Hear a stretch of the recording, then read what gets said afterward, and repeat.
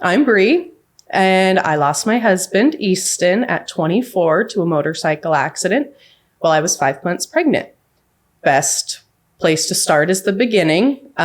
We met on Tinder 2019. Well, it was later 2018, and then we talked for a year and a half. I could never get him to meet me, like ever. At one point, I was like, all right, he's a catfish. He's some 80-year-old man trying to drain my bank account or just be gross and creepy. And we just kept talking, and I kept giving him these chances. He was working 3 jobs at the time. It was a diesel mechanic. He was laying sod in the summer, and then he was working for a cable company, like just making wires for your cars and whatever it may be. And then one day I worked a graveyard shift, and I'd get off at 6 a.m. And that's a cool job. Oh, it was cool. You know, you had to make upwards 300. It depended on what airbag you were making and then what line you were on. But I was making the same part 300 times a night. But it was good. It was fun. Met a lot of really cool people, but I had a really shitty car at the time, and it died all the time. And so that morning I had to stay a little late. And so when I went out to start my car, everybody else was gone. The graveyard shift and all the day shift people were inside. So I couldn't find anybody to jumpstart my car. So I was texting Easton all about it. And I was like, I can't get home. What do? I lived up in North Ogden at the time. It's about 30 minute drive from where I worked. And I called my parents too, right after I texted Easton, and they were like, okay, we're on our way. We'll be there 30 minutes. Easton texted me like right before they got there. Let me run to my dad's, get my jumper cables. I'm on my way. I look like shit. I just got off of a graveyard shift. I had a cold slice of pizza for dinner before I walked in. I feel like crap. Like, this is not the time. So why couldn't you get him to meet up with you prior to that? He was just so busy all the time. And I don't know if he was scared. I have no idea, because he would send me Snapchats of like going fishing with his friends. And I'm like, so fuck me then? Like, I don't get to go fishing. I like fishing. So I don't really know. And he did just get out of a long-term relationship. And I have met her and her son. Beautiful people. They're great. Beautiful family. Her parents were just so kind and loving. Absolutely loved Easton. And I mean, it was hard not to, you know. So I don't know if he just wasn't looking for anything, because I do know that one of his friends set up the Tinder for him, because he was like, you just need, I think he just wanted him to get laid. I don't know what it was. And honestly, that's all I was there for. I didn't want anything serious, but I was just drawn in. And I was just focused. So it was about a year and a half of just talking. Talking, yeah. And then the first hangout the first meetup is him helping jump your car. Yep. Okay. So my parents showed up, and I was like, no, get the fuck out of here. Easton's on his way. And like, I'm finally going to meet him. Go away. So my dad, being the smart ass he is, found a spot right like kitty corner and across from my car. And he parks there. Because he's heard about Easton for the last year and a half, and I'm his only daughter. I'm the middle child, so I'm I shouldn't say the favorite, but if it fits. Eventually they left, and Easton pulled up in his lifted white Chevy, and he literally had to like jump out of it. And he closes his door. He says hello, and my first thought is, fuck, he's short. Like, I was so sad about it. But we hugged, and the only words I could get out of my mouth were, fuck you, because this is the moment we're going to meet. Rude, but thanks for your help. And so after that, after work, I would go over to the apartment that he lived at. It was 5 minutes from work. And I would sleep at his house while he went to his job, and then he'd come home, and I'd go home, shower, do whatever. And it went on like that for a good minute. And then I don't remember when, like exactly, but about 3 months into the relationship, we never even really called it official. We just never really left each other's side. We just kind of decided the 4th of July would be our anniversary, because I think that was our first like official date. So we just called it then. He had to go on a work trip out to Las Vegas for SEMA to sell these cables to all these truck guys. And he asked me to stay at the house. He got a babysitter for our dog, Moab. And so it was just me in the apartment. My girlfriend, Mackenzie, came down from Malad, and we're just sitting there having some wine. Life is good. Everything's good. And I'm like, we should go up to my mom's and get my shit. She was like, what? And I'm like, I should move in. And she was like, all right, let's do it. So we went, we got my shit, we brought it back, and I Snapchatted him. And he was like, did you just move into my house? And I was like, yeah. And he was like, all right, I'll see you when I get home on Monday. And I was like, wow, we went for it. And everything was fine. Like, he came home and life was good. And we just did all these things for about 4 years. Anything that anyone in a regular relationship would do. He took me on my first trip to Arizona.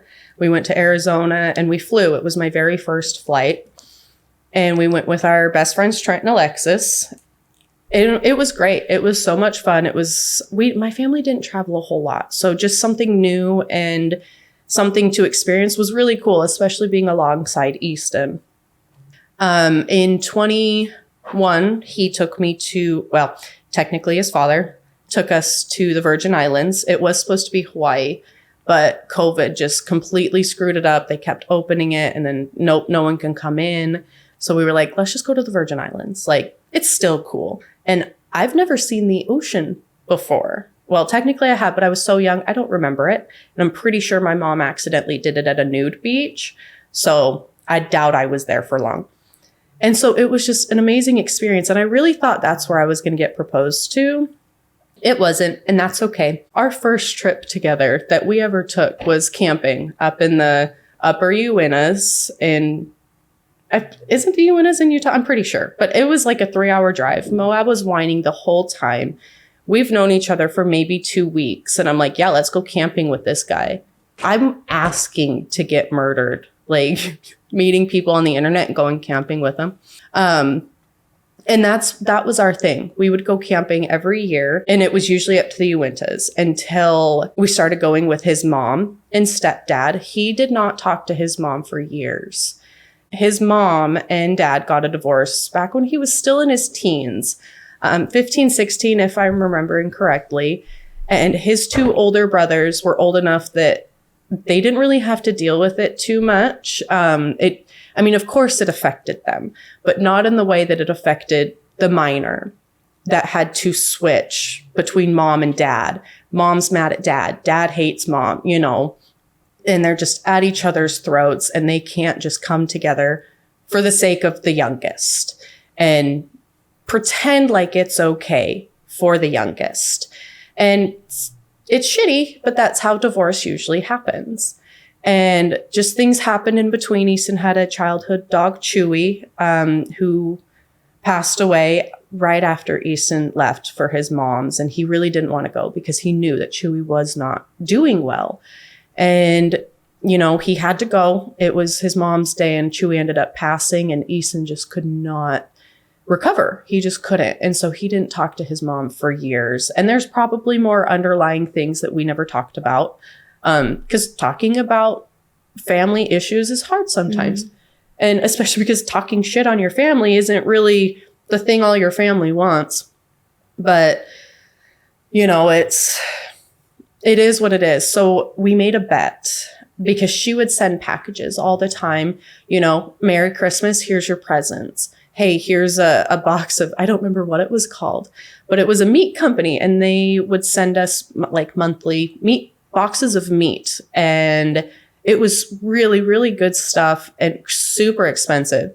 And so I was like, why do you not talk to this woman? Like, she obviously loves you. These are cries for like, I love you. Please pay attention to me. And so one day she would text him every once in a while, like, hey, I'm thinking of you, love you. He would never respond. Every once in a while, I think he would respond. But one day I was like, if your mom texts you about Christmas, can we go up? Like, can we agree so I can go meet your mom? I don't want to meet your mom at our wedding one day. And he was like, you know what? I haven't heard from her for a while. So maybe she's taking a break, giving me some space. So yeah, I'll take that offer. 2 days later, she's like, you guys want to come up for Christmas? And he was like, fine, but we only have a few minutes, 10, 15 max. I think we spent 2 to 3 hours there that day. And his mom, Jan, and then stepfather, Mick, were just so excited. And they were so sweet. And I remember mom, I just call her mom. Anyone, open arms, you know, you don't treat her shitty, she won't treat you shitty. And even I did, and we'll get into it. And she still only just showed love. She wanted the best for me, but with what I was going through, I was a dick. So yeah, we started going camping with them. We would go up through Logan Canyon, and it was absolutely beautiful, a lot less hot than the Uintas.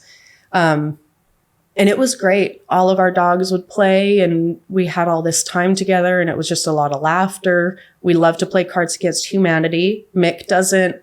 Old people, and they think they're so good. Sorry, Mick, I love you, but they're just such silly, silly things. And it was just our life for 3-4 years, and we just hung out, and everything was great. And out of nowhere, like towards the end, I've never wanted kids. The thought of being pregnant, I was like, oh, no. The thought of people having to see that, like my biggest fear is like, what if I poop on the table? And I didn't, I guess. So congratulations, me. But out of nowhere, I was like telling Easton, I want a child. I feel like I need a child. I feel incomplete. And it was so out of character for me. Any of my friends could be like, yeah, no. Every time we talked about kids, it was... I also think, though, when you find the right person, that feeling changes because of how you feel about them. Yeah. You know, like naturally, I think those thoughts start coming in, you know? Yeah. Well, and Easton was right in the middle of he was always trying to get up on base. It is our military base, and you can go in as a civilian and do whatever you need to do. I don't think I'm allowed to say what he did, so we just won't even get into it. But he worked on base, and he, at the time he wasn't. He was trying to get on, and he succeeded. He did it. After 7 years of trying, he finally did it. And I was so proud of him. I was so excited when I got that phone call. And so once I'm like, I want to get pregnant. I want to be pregnant. He's like, well, if I get this job on base, I have 3 months paternity leave. I'll be making enough money, yada, yada, yada. Like, okay, I'll fucking humor you. We'll have a baby. And I think we tried for about 3 months. And every time I was just like, ugh, why is it not happening? Like, I need it to happen. And so Christmas came running around the corner, 2023. We were going up to his mom's for Christmas Eve. Everything seemed fine. Everything was good. And nothing felt suspicious up until we got there. I went into the bathroom, and then when I came out, Mick was like, yo, you and I are going to go get refills. Mick and I are addicted to our sodas. He loves Coke and Reese's. I have my Dr. Pepper or my Red Bull, whatever it is. So he's like, let's go get our refills. I don't know why. He was playing dumb. He's like, I don't know. Mom said, well, Easton, excuse me, that it was for Mick, that they were going to go get something for his side-by-side as like a surprise. And I was like, okay, cool. I'll go hang out with Mick. I'll go get a refill. I would love a Dr. Pepper.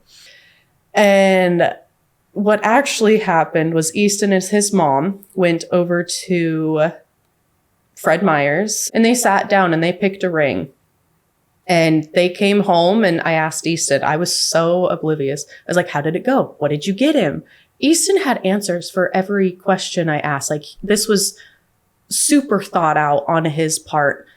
And then things started to feel really weird, but I didn't think anything of it. I wasn't feeling good at the time. I felt like absolute trash. I was super bloated. My face was getting red all the time, and I was breaking out super bad. And so I just looked like crap, and I'm like, screw it. It's just Christmas Eve. Who cares? No pictures allowed.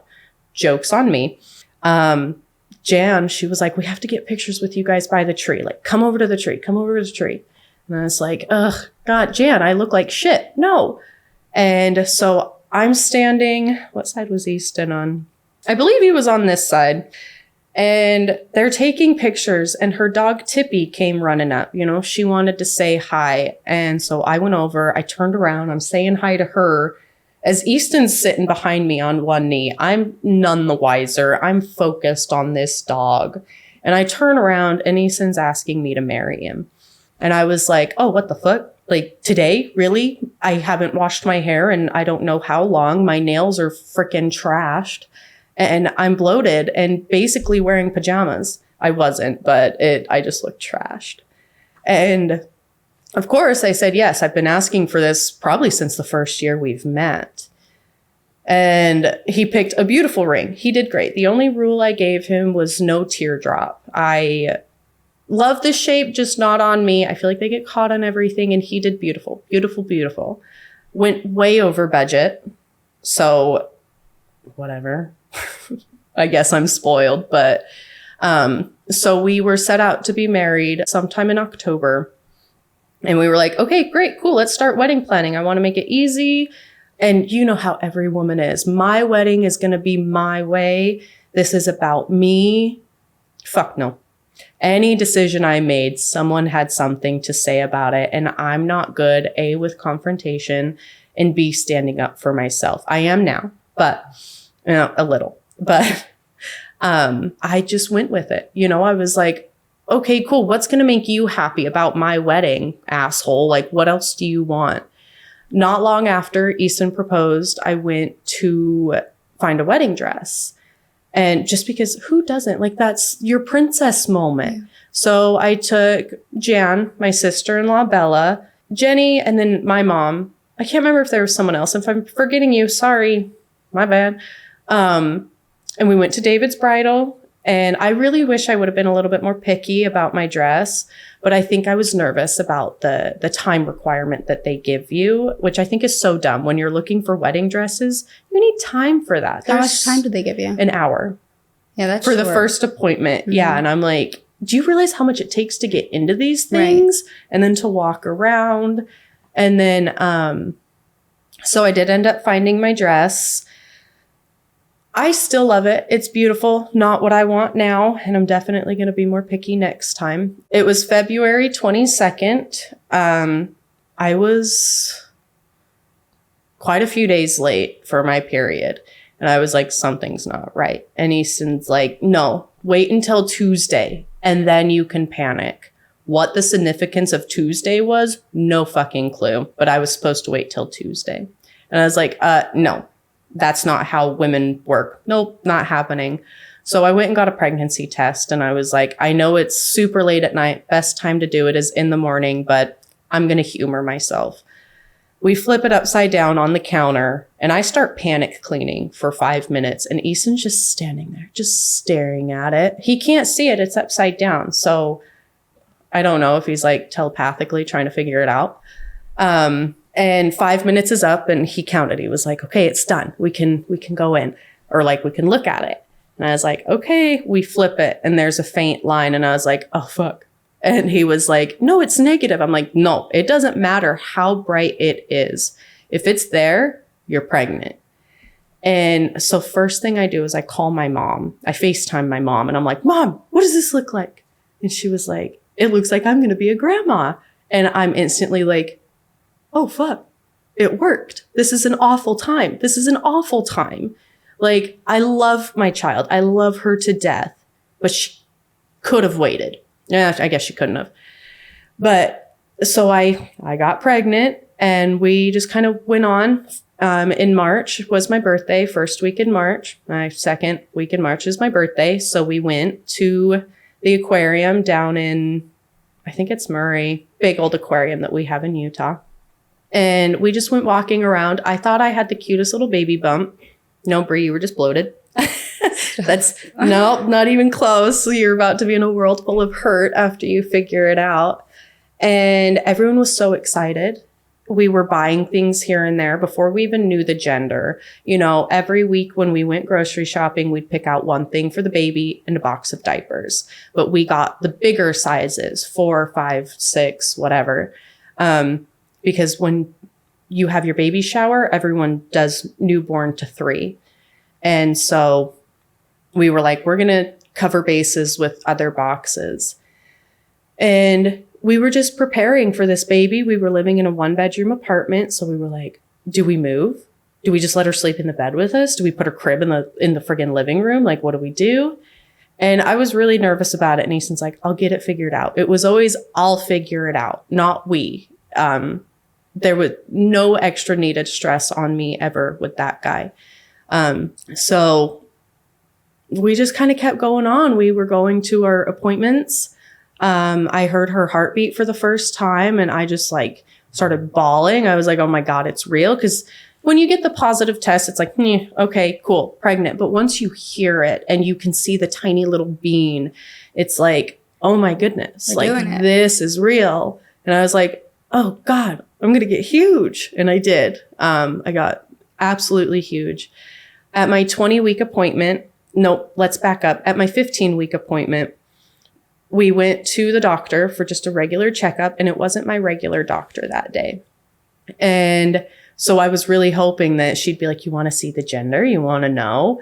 Because my doctor wasn't going to tell me until 20 weeks. And so when we went in, she was like, do you know the gender? And I was like, no. Are you going to look? Can you look? And she was like, well, we'll check it out. Sometimes it's hit or miss. That's why we prefer the 20-week mark, but we'll check it out. The umbilical cord was in the way. And she was like, I'm not really seeing anything floating around it to indicate that it's a boy.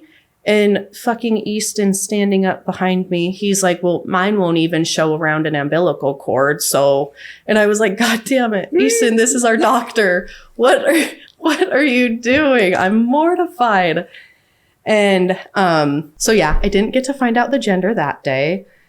But at my 20-week, I was allowed a couple people in. So I had Easton, my mom, and then his mom.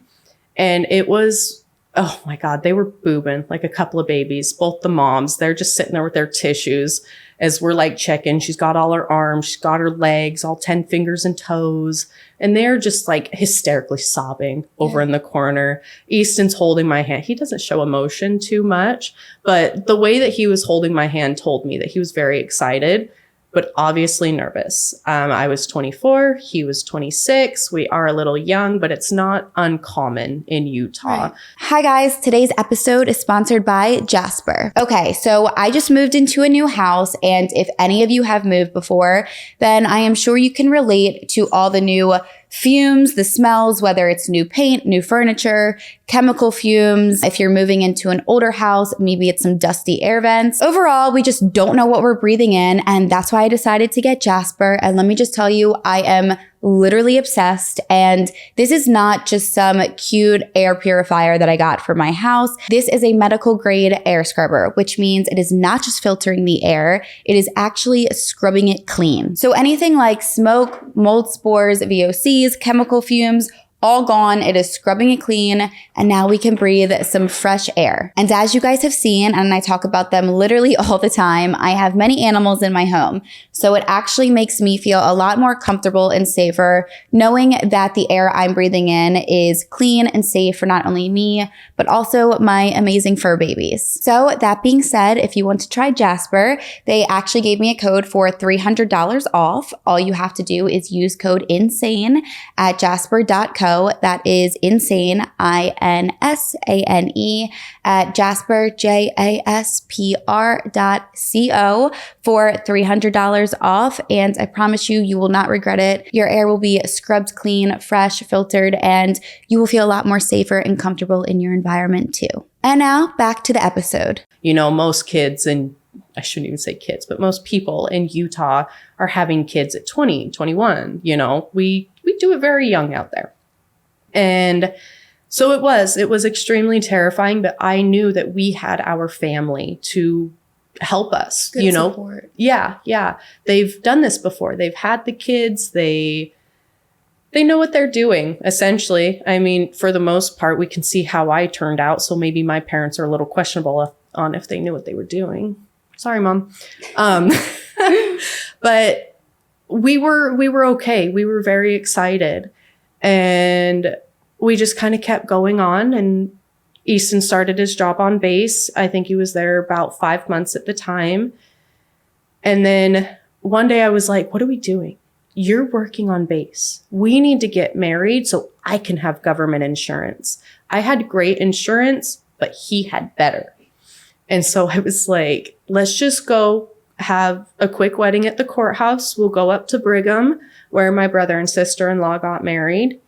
We'll have a quick wedding and call it a day. It was only supposed to be immediate family, parents, siblings. That's not how it ended up happening. You know, my grandma and grandpa wanted to come, of course, and I'm glad that they did, because of what happened. And if I would have known that this is what would have happened, I would have invited absolutely everybody. But we were going to move our actual wedding out to January 20th. So I could have the baby. She could be a few months old. We could put her in a cute little dress and whatever. So we had this whole thing planned out. So on May 26th, we went up to Brigham and started filling out the paperwork and doing all the things. Everyone is there. We're all looking pretty cute. I'm looking really pregnant and uncomfortable. I was 5 months pregnant at the time. And, you know, we stand there and we're getting married and we're taking pictures. And one of the big things that is standing out to me is there was like food trucks outside and there was like a cute little farmer's market, I guess we could call it, going on. And we found some really cute things and it was so good. And I don't know if you guys have it out here, but it's called Zeppi's. It's Italian ice, and then they put an ice cream custard. It's basically crack to anyone that loves sugar. And I was so excited because I'm a sugar addict. And I was like, the second we get done getting married, I'm going to go get it. That's what I want. And if there's anything I'm good at doing, it's dumping food down the front of me. I get so excited about some foods. Food you can't get it in your mouth quick enough. Yes. It was so exciting. You got to wear it and eat it. Yes. Like, remember, like, oh, I had that snack earlier today. And so we went in and we got married. And I have this picture.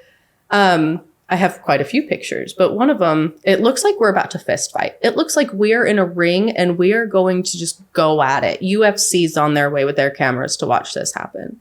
And then I have this other picture after, you know, we were married. We're now husband and wife. And I'm like looking out at all my family and he's looking at me with just like, oh my God, I can't even explain his eyes. And it makes me cry wanting to think about it because he just looks so content and I guess excited for the future, I guess we could say. And we went outside. I got my Zeppi's. We went to a steakhouse out there in Utah. It's nice. It's really cool. You sit under these little covered wagons. It's just like they have sand in the middle with like fake cactus and whatever. And we're all sitting there. I have my two brothers, my oldest brother's wife, Bella. We have my parents. I don't think my grandparents went because they had quite a long drive back home. And so I guess I have to back up. Easton's dad, Roger and Jenny, his stepmom, they were not able to make it. We did it over Memorial Weekend. And being the courthouse, they're only open Monday through Friday. And so Monday was the holiday. And so if Roger missed Friday, they wouldn't have given him his holiday pay for Monday. And I remember when this conversation happened, I was at home cleaning and Easton was in the back bedroom and his dad's just like asking him, can't you change it? And at this point, I was so tired of having everyone say, well, that's not what I want for my wedding, let's preface. And so I basically, when Easton... Sorry, Roger, I called him a cunt. I was so upset. I was like, no, I'm so tired of people telling me what they want for us. Like at this point, no, this is about us. I want it on this Friday. This is what I've told everybody. This is the day I'm excited for. This is the day we're doing it. And so that's what we did. I would love to say I felt bad. I didn't. This day was about me and Easton, and I was finally getting to marry my best friend. So it was my parents, Mom and Mick, and then my siblings, Easton and I, you know. And The only thing that sticks out to me was my younger brother, Jake. Jake and I are really morbid. We say out of pocket things all the time, like super left field. And do you know how when you take your straw out and you leave the paper on and you can blow it across to someone? Jake went to do that and the paper just bent in half and he looked so defeated and he just looks down and he's like, this is going on the note. And all of us kids just lost it. We were dying. We thought it was so funny. I mean, it's so morbid, but oh my hell, it had us all laughing so hard and all the parents are like, what is happening over there? We were having a great time. Bella and Jake stole, they don't call them forks, they call them threeks because there's only 3 prongs for the lobster and whatever. They both stole one for us as a wedding present, little kleptos. And we went home. No, we didn't even make it to home. We were in the car and I was opening up all the cards that the people had given us for our wedding day. And Jan and Mick were so generous to give us $200. And so I was like, cool, we each have $100 each. I'll put mine into groceries or something. And Easton's like, you want to go to the fishing store? And I was like, fuck yes, I do. So we went over to our local fishing store and we picked out $100 worth of lures. And next day, what we called our honeymoon, we went fishing and we went out to Willard Bay. We took my dad. Happy anniversary. Happy honeymoon. Here's my father. And Easton had bought me a $12 lure. It's a deep sea diver. And my dad got it caught in the rocks and he couldn't save it. And I lost it. And Easton's like, you owe me $12. Like, that was a good one. I don't know how to use a deep sea. I don't know why that's the one I chose. But I still have it. He bought me a new one and I have it. And after that, we were just going fishing all the time, every day that week. We would go out to Manaway. I was catching bass left and right. We had a fish counter.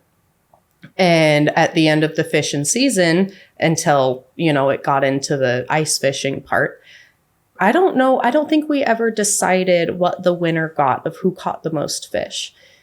But I super won. And so I think it was May. So we got married May 26th.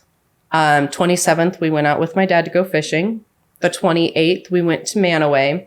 Same with 29th. But on the 29th, we took some pontoon boats. I'm 5 months pregnant. That was miserable. Absolutely miserable for me. But I had so much fun. And Easton had not caught a single fish this whole season. And he's like, what am I doing wrong? And I'm like, I don't know, but it's not my problem. I'm catching my fish. And finally, I'm like crazy far away from him. I have the weight to weigh your fish. And he's like screaming. He's like, oh my God, I finally got one. I got one. And she was big and she was getting ready to spawn. She had the red line down her. And we just thought it was so cool. And of course, the weighing thing didn't work, but she was big, huge, a lot bigger than the ones that I was catching. So in my eyes, I think he won. It was his first and only fish that whole season.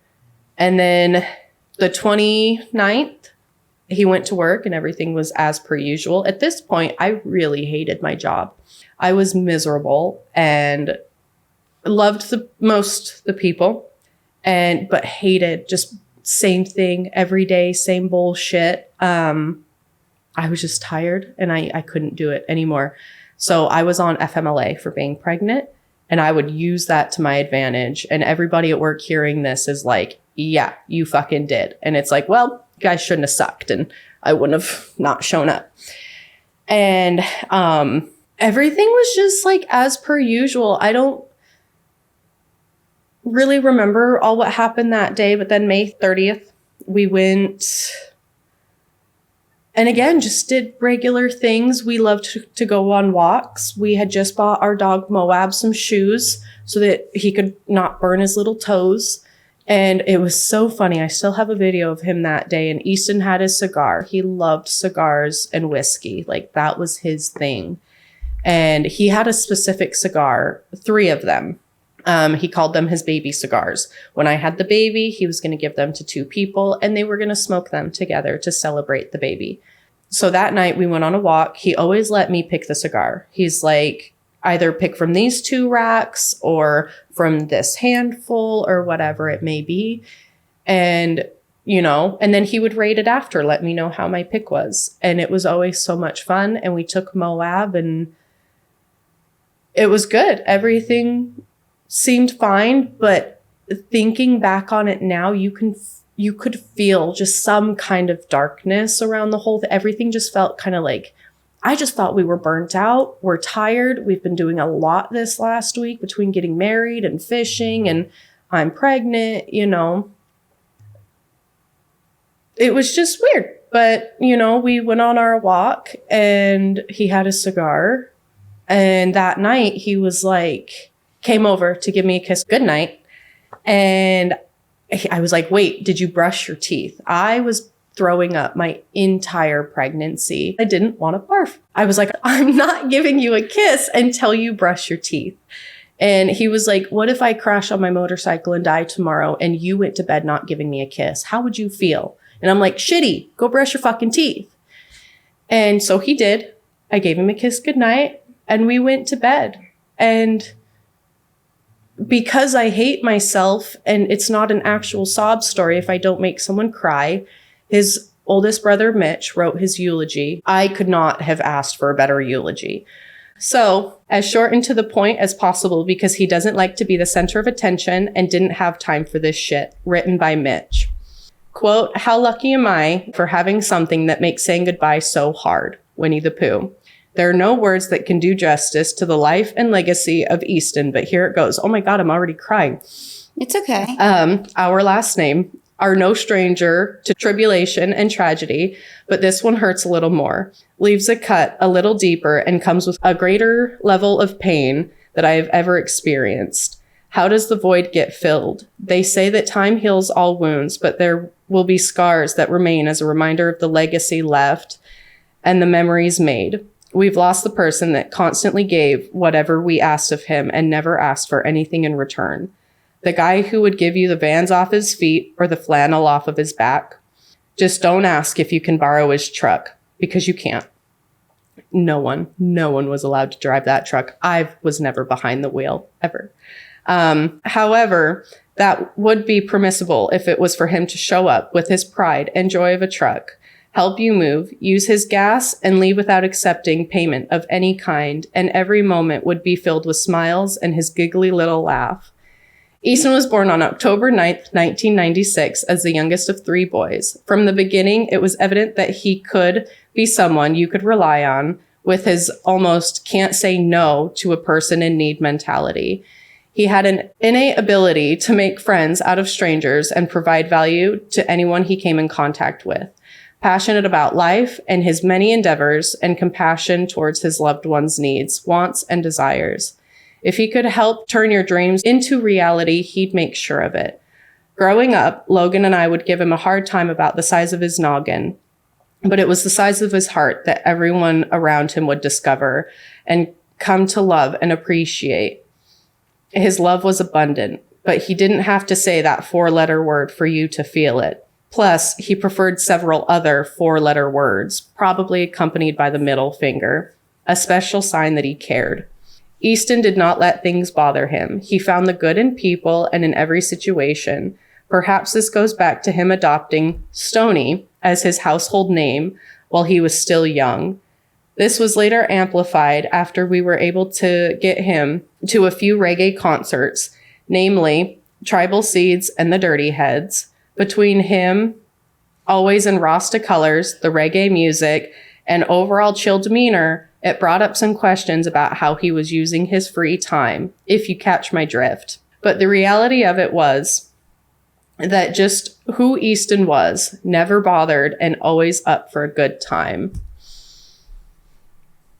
Never wanting to place a burden on others, he would be the first to volunteer to sleep on the couch or a patio lawn chair in Hawaii.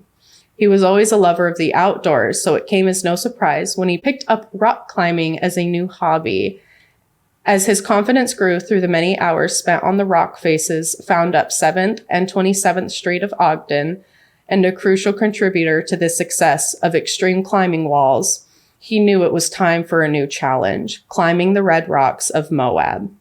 Easton loved Moab, so much that when he brought home that chocolate lab that he was told he could not have, he named this big, clumsy companion Moab. The two would remain inseparable and could be found hiking or climbing, riding around in his truck, or causing a ruckus around friends, family, and campfires. I'm happy to say he still does that. Moab is wild. Throughout his life, Easton had a number of other hobbies. As the hardworking MFer that he was, they were usually physically demanding and required a whole new set of skills. Didn't matter. Easton was a student of life. Any new interest that piqued his curiosity would require that he completely immerse himself in learning everything there was to know and perfecting the task at hand, never cutting corners. From his earlier hobbies of lacrosse and hockey to the more recent fascinations with archery, smoking meats, and building bikes, Easton went all in and the fun followed. There was always unprovoked pictures of ribs on the smoker or his latest upgraded gadget, which triggered conversation. Perhaps he sent that same pic to 10 different people, but the individual conversations always made you feel like it was only for you. Joy and laughter were always present around Easton. Much of the time it was because his unique sense of humor, a dark sense of humor, but he had just a tendency to bring out the comedy in life. Case in point, an arrow ended up in the ceiling of Cabela's the day he bought his bow. It wasn't Easton who accidentally shot it up there. It was Dad, but will forever be a cherished memory, an example of how much fun accompanied him everywhere he went. It would be remiss of me for failing to mention how incredible he was as a funkle. Easton was loved and adored by his nieces and nephews due to his fun-loving and adventurous personality. Uncle's rough house, and there is no force on earth that could have prevented him from one of the best tickle torturers. Even ordering a beer at dinner and them thinking it was hilarious because he was drinking potty water and playfully assuring them that they wouldn't like it. Motorcycle riding and bilk biting became a piece of Easton's personality. To call it a passion might be an understatement. Some of his proudest moments as the result of a completed bike projects that included helping build and paint his lifelong buddy Taylor's bike with coarse banquet blue and gold chopper flames, as well as literally rebuilding his bobber from the ground up after finding it for sale online and in a million pieces. Piece by piece, it came together as parts were assembled and updated.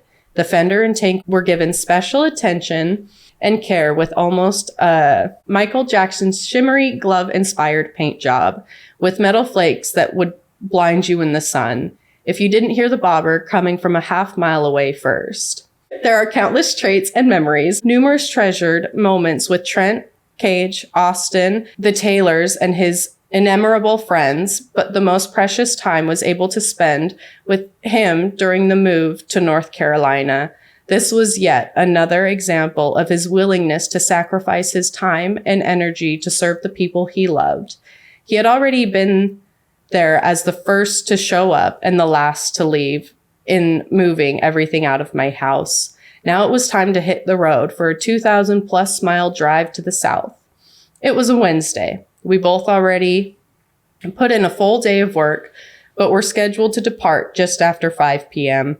We loaded the Jeep Grand Cherokee with the remaining items to transport, the bird, and the 2 dogs, and hit the road. What could have been a relatively uneventful 28-plus hour trip in the car turned into everlasting memories of sneaking animals into hotel rooms, getting caffeinated to the max for 18 hours straight of driving, and lengthy conversations about life, love, and our wildest dreams. I'll be forever grateful that I was able to share these and so many other memorable moments with him. They will not soon be forgotten. This eulogy would not be complete without including the pinnacle of Easton's accomplishments, beginning his own family. Oh God, there it goes. Just a few days before his life was cut short. Oh no. Take your time. Just a few days before his life was cut short, Easton was able to marry his longtime love, his beautiful bride, Brie, on May 26th, 2023. He was so excited to have become a husband and could not wait to become a father, with baby girl Brylin on the way. He was actively involved in baby checkups, ultrasounds, and in the throes of preparing to welcome his little princess. Thinking ahead, he had already planned on taking her to her first Dirty Heads concert in the summer sun, with little baby earmuffs and all. All of the titles and accolades Easton had in his life, being a dad is what he was most proud of. One of his last selfless acts on earth, he made sure to leave us his lasting legacy in the form of his daughter. Easton, hold your baby girl in heaven tight until it's time to send her down for us to raise and enjoy. We'll take good care of her, promise. I won't read the rest because it's a lot of names. But everyone does take very good care of her. And I do have a massive army. It's not near as big as it was. Right after the accident, it was just massive, but we can get into that. So now knowing the kind of fucking nerd the guy was, May 31st, it was a Wednesday, I believe. And he woke me up. He had to get on base fairly early. I think he had to be there at 5:30. But every morning he would wake up, come over, give me a kiss goodbye. And it was the same as always, you know. He was like, I'm leaving. I'm taking my bike. I'll text you when I get there. He always let me know I'm taking my bike or I'm taking my truck. He had a red motorcycle that Mick had given him. He wasn't using it, and Easton was thinking about buying another one. And we didn't want that debt behind us. And so he was like, well, I have my bobber. So, I mean, it'll be fine. Like, whatever. And Mick was like, well, take this one. And Mick would not accept any payment, you know, and that's just the kind of people they are. They want what's best for you. They're okay. They're good. They don't need it, but they know Easton wanted the bike. So no payment, just come have dinner with us. So he took that one that morning. And I asked him, I was like, are you sure you want to take your bike? It's supposed to rain. But in Utah, you know, it could say sunny 85 degrees. It's snowing in the afternoon. You never know. And so he's like, it won't. It'll be fine. I'm not too worried. I'm like, okay, whatever. I'm not coming to pick you up because it's raining, but okay. And it's just such a huge pain.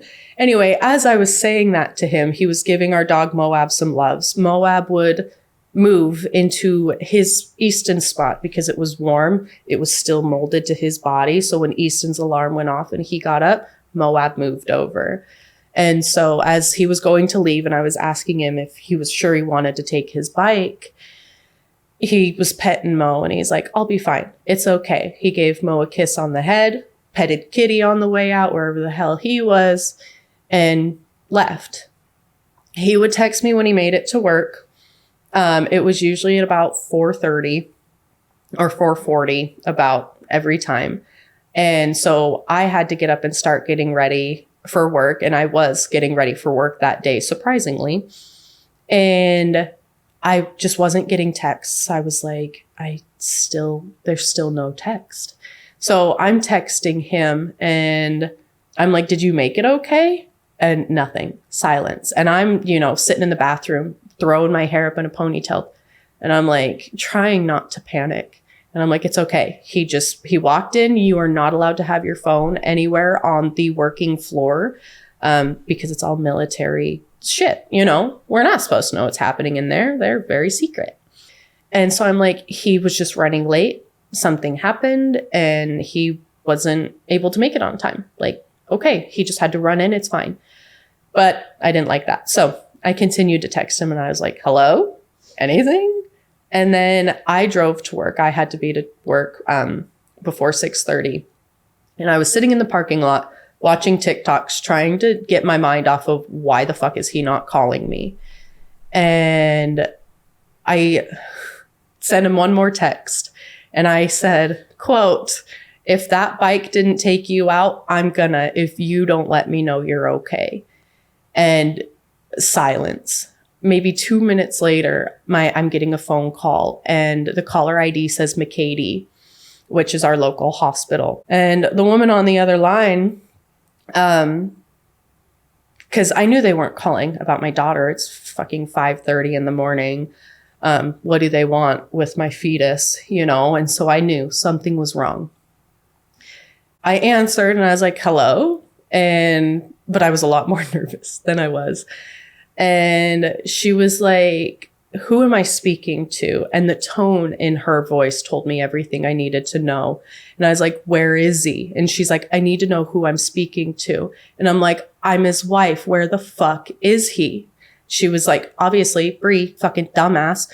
It said McCady on your phone. He's at McCady. But when you are getting that phone call, that's not something you think about.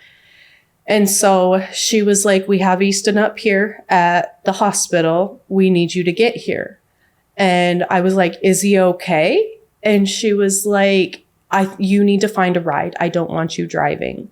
So I was like, okay, bye. Hang up. I get out of my car and I look for the first car with headlights, which is directly behind me. And I run up to it and I said, I need a ride to the hospital. Thank God I knew him. He worked on a line similar to mine. We were kind of in the same cell area, so I knew of him.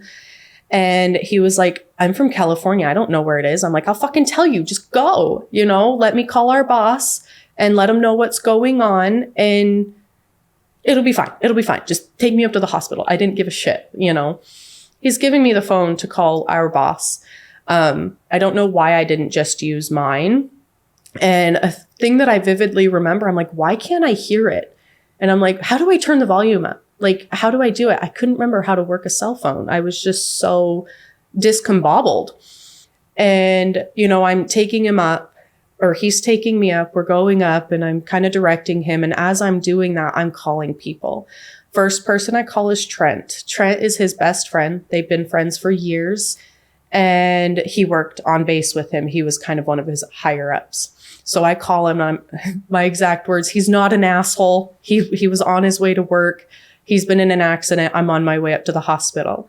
And he was like, do I need to be there? And I'm like, yeah, I think so. I had no idea that Easton was dead yet. No idea. I had my suspicions, of course. And the guy that was taking me up to the hospital told me, like, no, don't think like that. It's okay. He's going to be all right. It's going to be okay. And I'm making jokes on my way up because I don't know how else to handle trauma other than make an inappropriate joke. And I'm calling his mom and I can't get a hold of her. She also works fairly early and mom loves to look beautiful and that takes time. And she probably didn't have her phone in the bathroom. Mom doesn't like being awake that early in the morning. She hates it. If you could let her sleep until 11 o'clock, she would. And so I couldn't get a hold of her. So I called Mick and I told him what was going on. I'm unsure of where he was, but, you know, he's like, oh shit, okay, I'll go get mom. We'll start heading down. Then at that point, I was up at the hospital and I run into the ER and the cute little gal sitting at the desk. I was like, Easton, where's Easton, you know? And she's like, oh, okay, let me bring you in over here. Very unrushed, just very calm. And I'm still just like in this fucking zone of panic. And so I didn't even realize her demeanor was kind of a downer. And she puts me in this little room and I sit up against the wall and the door's over here. And I'm sitting there in this room all by myself, pregnant, tired, feeling like shit, super, super nervous. And this woman comes in. Not once did I look at her face. I know that she was blonde and she had an accent, but I could not look at her in the eyes.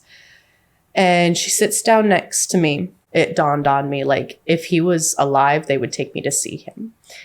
And so she sits down next to me and I'm like, how do you do this? She's like, do what? And I'm like, you're going to sit right here next to me and you're going to tell me that the man I just married 4 days ago is somewhere in this hospital dead. And then you're going to go home and hug your family and your kids a little bit tighter and not have a mental breakdown. Like, how do you hold this kind of demeanor when this is your job? And I was like, if I had to make a list of people who I thought were serial killers, you're top of the list.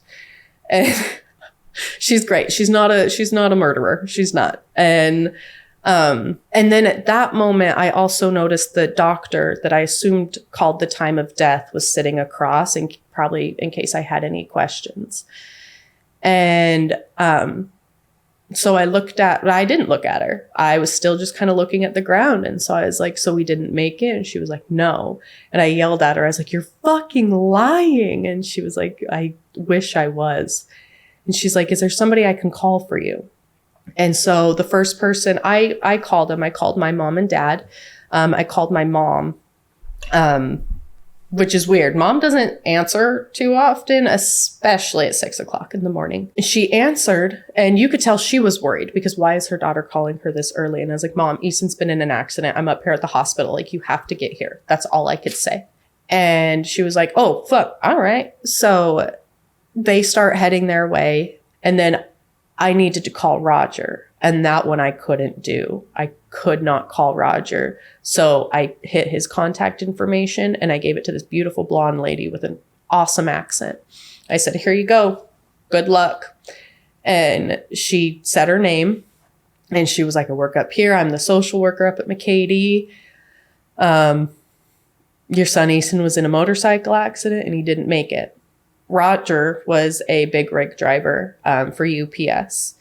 And he would drive past through Moab, 3 hours past that way. I don't remember where he would end. And then he would drop off, pick up, come back.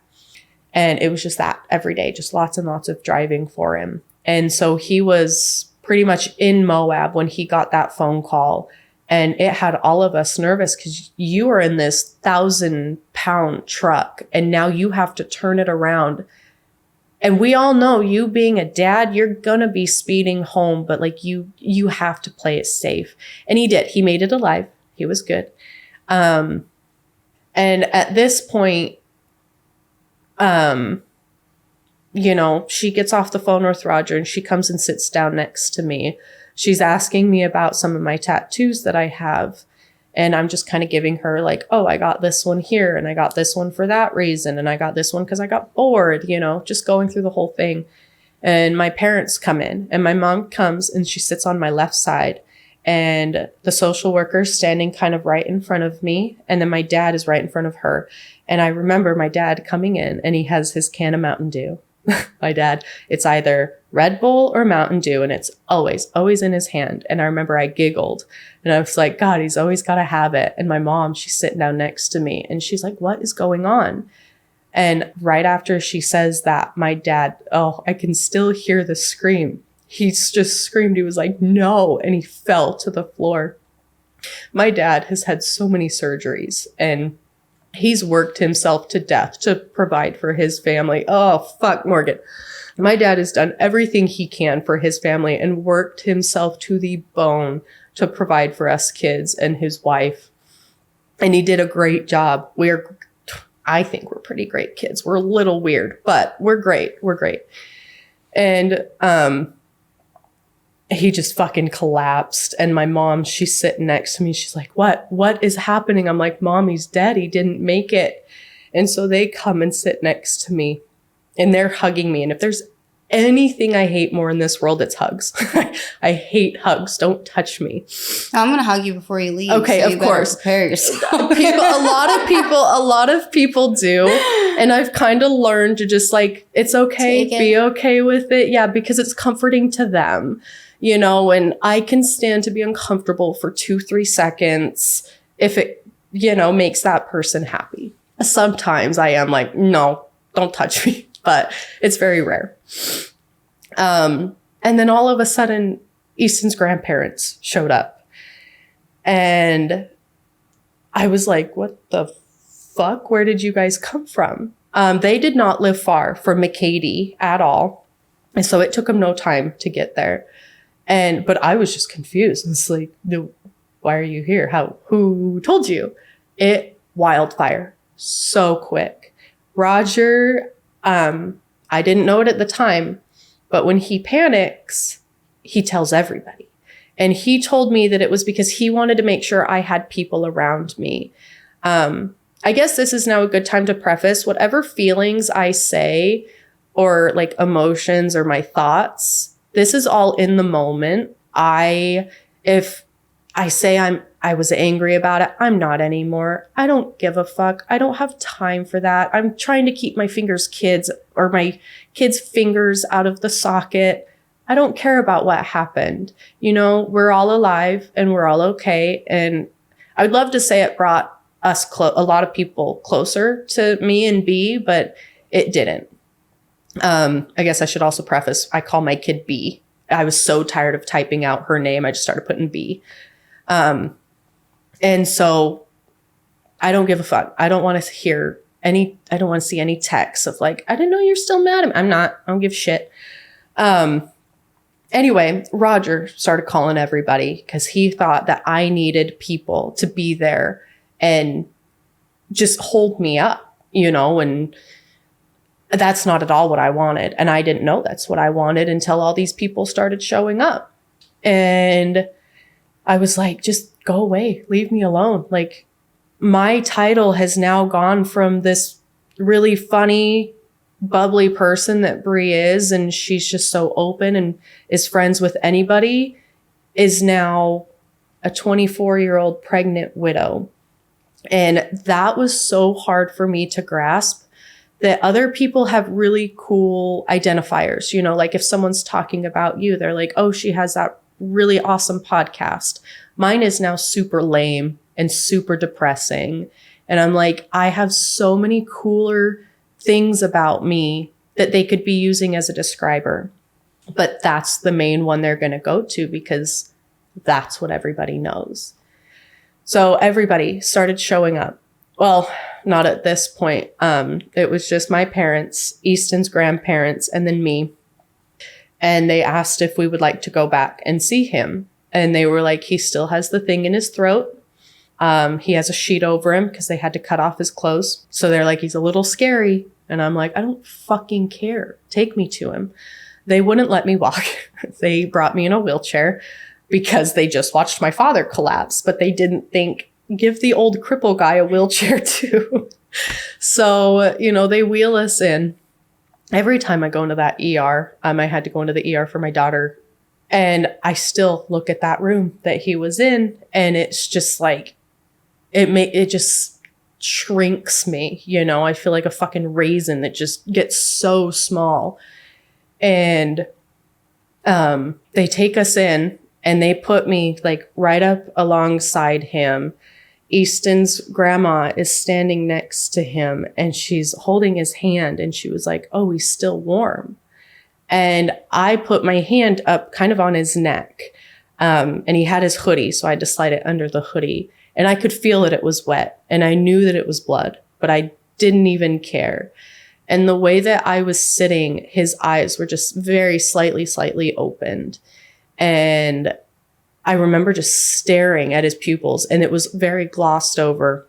Everything was just like, you can't even really explain it. It's just not their eyes. And I'm just waiting for them to shoot open or like his eye to move or something. And he just continues to lay there. It's not like he can really do anything. And everyone got tuned out. And at this point, I learned about this like 3 or 4 months after the whole incident. I forgot about Trent. And Trent came into the room. I didn't notice. I had no idea. And he's sitting there and he was saying that he was confused. Like, where's all the lights? Where's the sounds? Where's the noises? The doctors, the nurses, where are they? And then I don't know if it was a nurse. Someone came in and they were like, the examiner's on his way. So like, take as much time as you need up until they get here because it's now an investigation. You have to take him. And at this point, I still don't know exactly what happened. All I know is the man that I trusted the most and could tell anything to is now dead. And I have become an instant single mom. And so Trent came in and he's super confused. And they came in and said, examiners on their way. That's when it dawned on Trent, like he's dead. I feel so bad. And I apologize so many times. And he's like, you had so much going on. How were you supposed to know that that's what was happening? And that I even walked in the room. He was so quiet. I had no idea. And so that broke my heart. I felt so bad that he walked in blind and had to find out like that. And so that was really shitty. And at some point, I don't think anyone else came in the room. But again, I was just so focused on Easton. And my mom is kind of standing next to me. And I'm like, I have to go upstairs. I have to check on this child. I have not felt her move all day. I don't feel nauseous, and that's not right for this pregnancy and me. And so, she tells the nurse, hey, can we take her up to labor and delivery, do a stress test? And they were like, yep, let's get her up. Especially because I knew once the examiner came in and they brought out the black body bag, I was going to fucking lose it. And I wouldn't let them take him. So I was like, just let me leave, let them do their thing. So I'm not a hindrance and a giant inconvenience. And so they took me up. All these women are just so sweet, all kind. And, they're like, okay, so what's going on? And this is the first time I now have to tell people, oh, my husband's downstairs dead and I'm pregnant and I just want to check on my kid. And again, the faces that people would make when you told them this, the color just drains, their eyes would droop, their lips would pout. And it's just, I had a feeling that was going to be my new norm, is the way that people looked at me. And she was fine. She was great, doing everything she needed to be doing. Got her foot up in my ribs and head on my bladder. She was great. Everything was good. They discharged me, took me back downstairs. Well, I guess I have to back up. When they took me upstairs, I had my hands were covered in blood, but I hid them in my lap so that my mom didn't have to see that, because no mom needs to see that after everything she's already seeing. And so I was like, oh, gotta pee, very normal pregnant thing to do, so I could hurry and wash the blood off. And I don't know if she knows that, if I did tell her at one point, but I couldn't let her see that. I knew it would crush her. And we got discharged, go back downstairs, past the room that I was just told Easton was dead in, full of family. Family means hugs. Don't touch me. But I just stood there. I don't even think I hugged most of them back. I just kind of stood there in defeat. And I was like, what the fuck do I do now? So first thing we did was take me to my car, because I left it at work. And I went in, because at this point, wildfire, fast. She was getting told from her husband, who works with Easton's aunt, it's just this whole thing. And I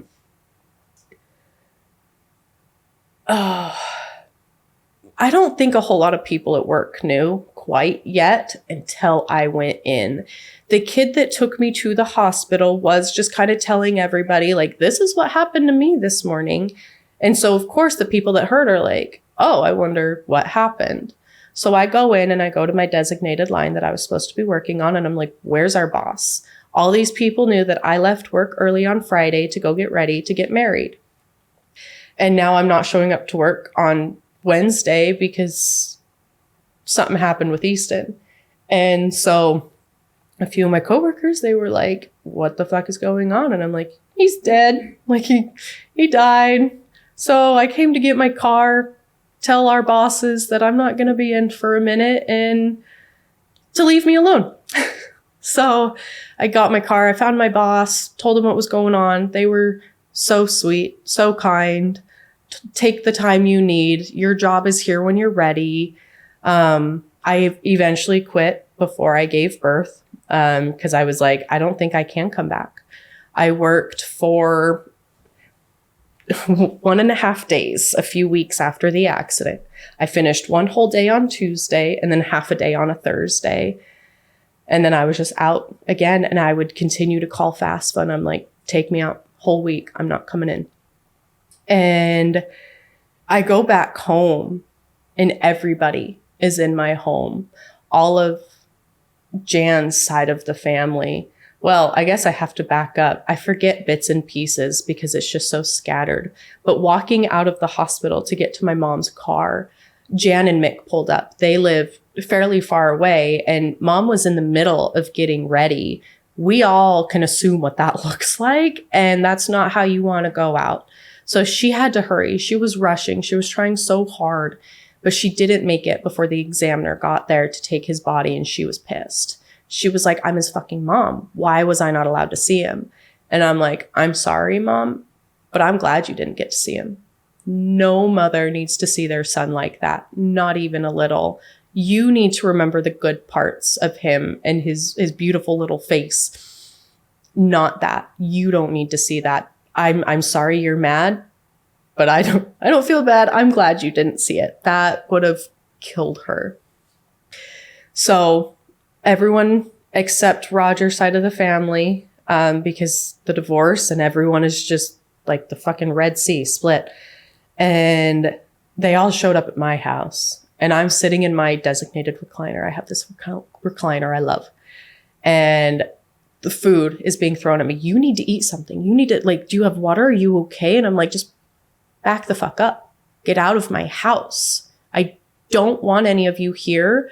I now have this new reality I have to sit in and accept. And I don't want you guys bugging me while I do it. And that's my huge thing. Don't bug me. Don't bug me. I'm always getting bugged. And so my first thought was, what do I do to help these people? Like, what am I supposed to do? So I find scrapbooks, like little gifts. He would write me notes on a sticky note all the time. I have all of them saved. A lot of them have like little drawings of Moab's paw prints, or the cat murder mittens, as he called them. And a lot of them said I have a nice bum. I'll give him that. Just all these cute little notes. And I was just giving them, I put them out on our coffee table, and I said, here you go.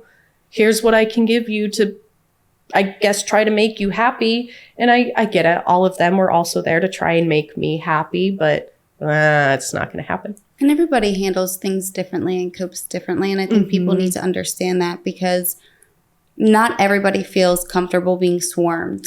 Yes. During those kind of moments. Yeah. And I have found myself really upset the way that I grieve. Watching some other people grieve, like you had another girl, or just an episode that came out a while ago that lost her sister. I was like, you grieve so beautifully. You are the definition of grace. People say I am grace, and I'm like, I say fuck way too many times in a single sentence to have any kind of grace. But I'm jealous of the way that she does it. I would have loved to do it that way. But logically, that's just not how my brain was wired to do it, unfortunately. No one would leave my side after that. I was not allowed to be in that apartment by myself. Easton had guns. One of them we sold to his dad for extra cash and groceries. And he had one that he daily carried. I had no idea where the other one was. No freaking clue. So a lot of people are freaking out. Where's that gun? She can't be trusted. Joke's on all of them. I'm way too big of a wuss to kill myself. So they have nothing to be worried about. But I'd be a liar if I said I didn't have those thoughts. Because if I go, the baby goes, and we can all be a family. And it was so, like, I would try so hard not to tell people that, because, hey, 72-hour hold.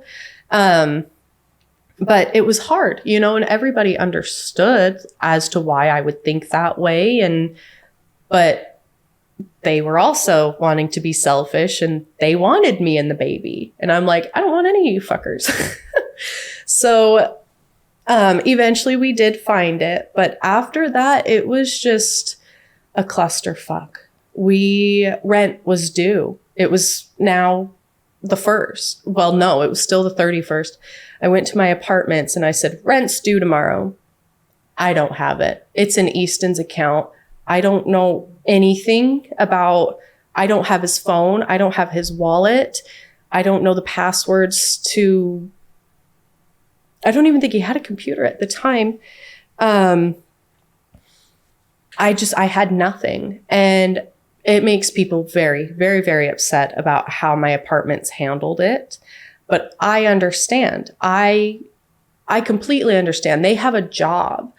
They are just doing what their boss tells them to do, which was, you don't pay rent, you have to leave. And if you don't, that's now an eviction on your record. And they didn't want that for me because they know that now makes it significantly harder to find somewhere new. There was always someone in the house because everyone was scared I was going to kill myself. Right. And so my parents would sleep on a blow-up mattress in the living room, and I was on the bed with Mo and Bourbon, and I slept on Easton's side of the bed because I could not stand to lay on my side, because every night Easton would throw his hand over onto my side of the bed. We'd hold hands for a minute. I don't like touching when I'm trying to fall asleep, but just for a minute. And then I would roll over, and Easton called it my sleepy position. Because anytime I'd get in that position, I'd zonk. I was out, dead to the world. And so I was sleeping on his side of the bed. I had to have a TV on at night. I couldn't have the silence. I couldn't do it. And I couldn't watch anything that we watched because it made me want to, it was probably a little bit of the pregnancy too, but it made me want to vomit. Doing anything that we did together made me physically ill. And I guess I should go back. I have no idea how I learned what happened. I don't remember if it was at the hospital, if it was a police officer. I have no idea. But everything was just going so fast at this point. But essentially what happened is he was heading straight, just going up, and another vehicle was coming this direction, and they were getting into the turning lane. And I don't know if they were trying to shoot the gap, if they didn't see him, but turned right out in front of him, and Easton hit the back corner panel. And I thought what had happened was that he hit, and then the car had turned around, made a U-turn. But no, the force that Easton hit his car with, it threw his car the opposite direction, and his headlights were directly on Easton's body. And a guy from up on base stopped and to see what was going on and make sure. He didn't know who it was, but he ran up and pulled his helmet off. And I remember the police, they were kind of upset about that because they were like, it doesn't prove that he was wearing it. But it does, because when he hit, the first thing to hit was his head. It was all head first. And when you're going, they couldn't get an exact speed off of his bike. That's just not how some bikes work. But from what they were able to tell, it was about 45, 50 miles an hour, the speed limit. And going that speed and then flying at the height you did and hitting your head, for the lack of a better term, it kind of turns your brain into mashed potatoes. And it was pretty much instant. But having a brain bleed, but having nowhere for the blood to go, it comes out of any hole it can in your head. I didn't know that. Disgusting. But you can look into that helmet and know that he was wearing it. So ambulance was literally right up the street. Our Roy fire station is right there. And I think it took them 2-3 minutes to get to them. Instantly, they get him on a gurney, start cutting his clothes off, doing CPR, getting the ventilator, is that what it's called? Getting that in, because it's their job. There was hardly a pulse. And after something like that, your pulse takes a minute to fully go. Your body's still trying to do its things. It's your brain that is just a little screwed up, but your heart isn't quite sure of that yet. And so they had a very, very faint pulse that they were trying to work with. And thank God they weren't able to get it back, because he would not have enjoyed life, not even a little. And so, I mean, it happened the way that it needed to. But I don't call it a car accident. I call it negligence. There was nothing in this guy's system. He was just on his way home from work. He worked a graveyard shift. It was just pure negligence. Nothing in his system, no alcohol, no drugs, not even an aspirin. He was wearing his glasses. He wasn't on his phone. So he's just a negligent person. I've heard from other people in the authority kind of, police or whoever it is. This isn't his first incident causing an accident like this, but it is the first one resulting in a death. I could have called the DMV and asked to have his license to be taken away, or asked if that's what the state decided to do. I didn't care, but I would tell people, I was so mad. I was in the anger part of grief. Yes, that I told people I want to put his family in a cage and tie him to a chair and light the cage on fire. So he knows how I feel every day, all day. Was he old? 30 years old. Oh, wow. He was young. Yes, very young. And just a typical guy. Worked a normal job. Over at a utility trailer place that we have. I don't know what they do. I didn't know it existed. Just a regular guy. Had his house and just did his thing. And it was just negligent. That's all it was. You thought your time was more important. And I was telling people, I really hope that he never kills himself over this, because I want him to have to look at himself in the mirror and just barf at the thought of knowing you have destroyed an entire family. So many people, so many lives have been forever changed. And we are all, I wouldn't say we all, but a lot of us are just in constant pain.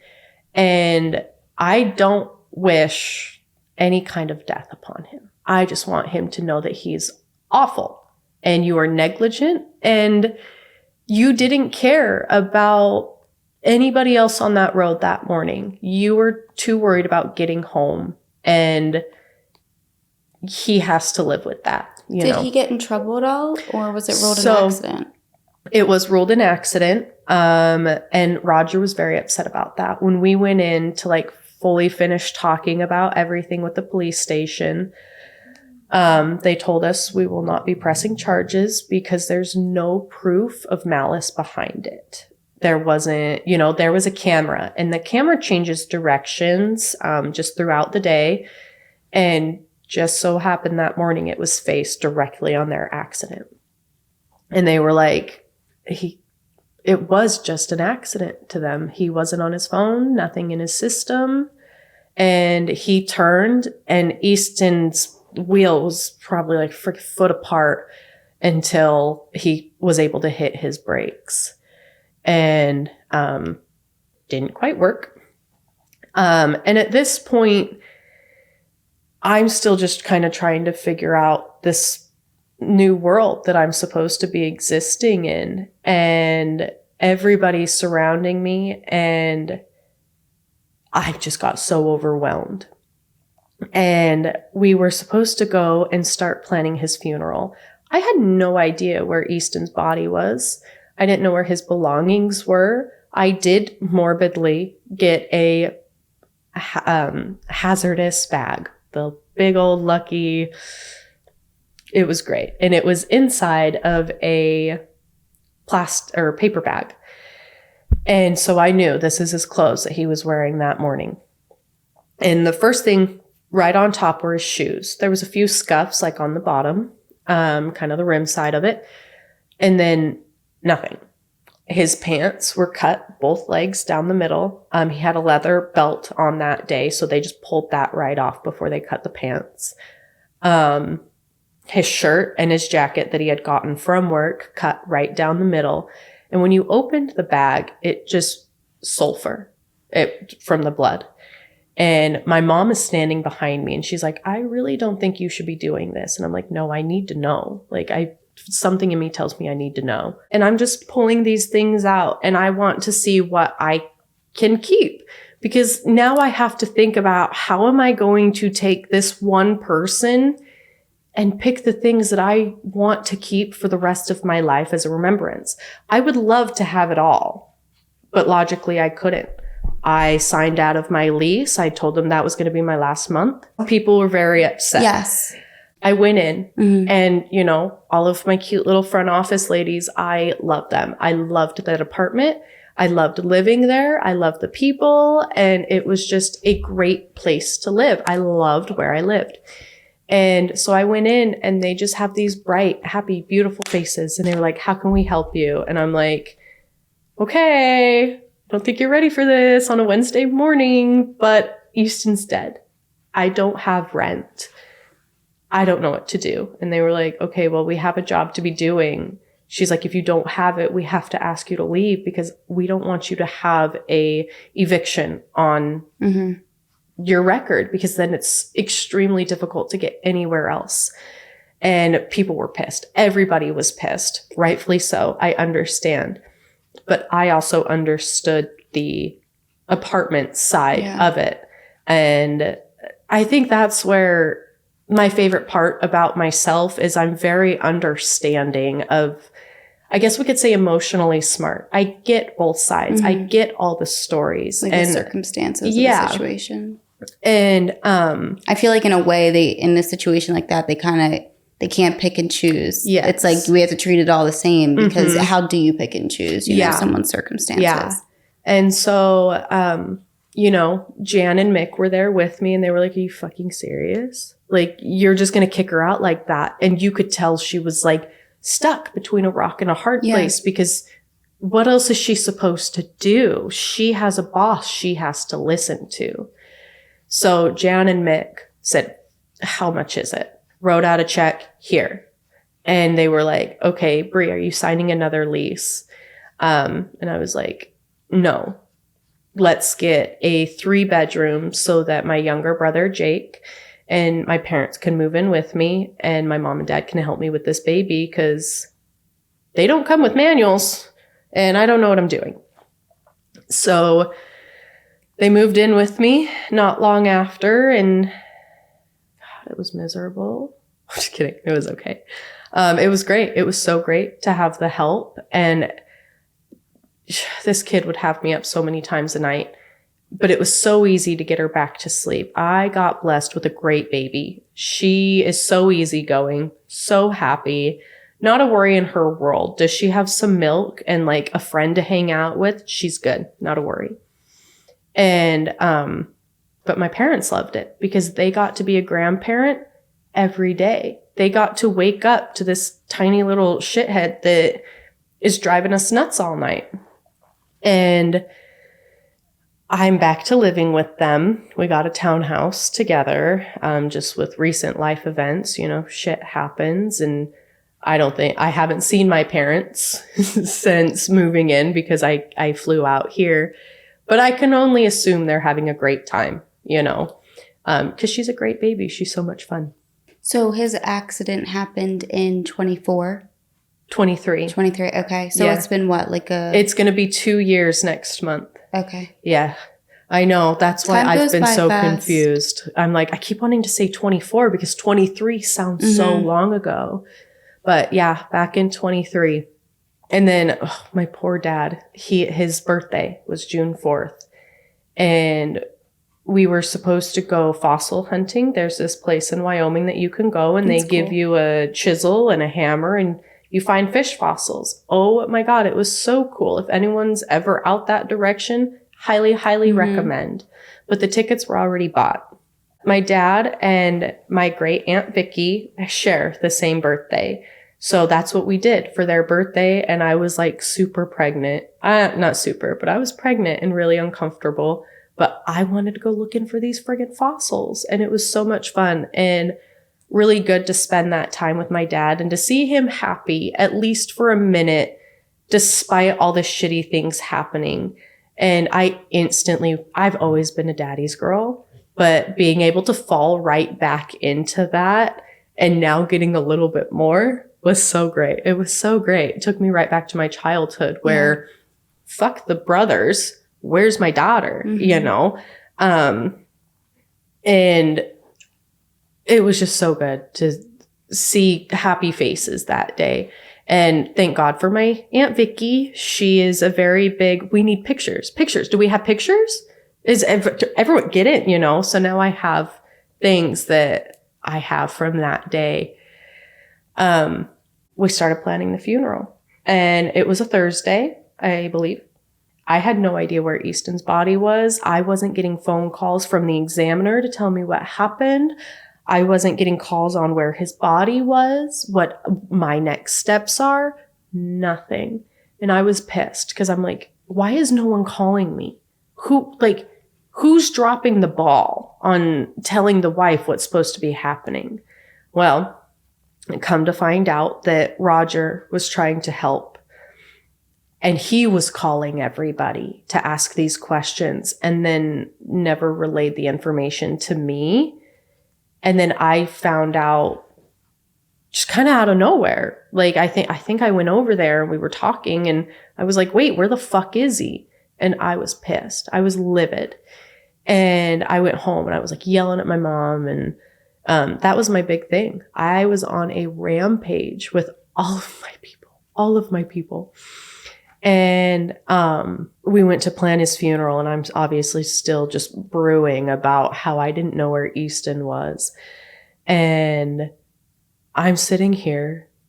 My mom and dad are here. We have Logan, his wife, and Jan, Mick, Roger, Jenny. You know, we got them all here. One big unso-happy family.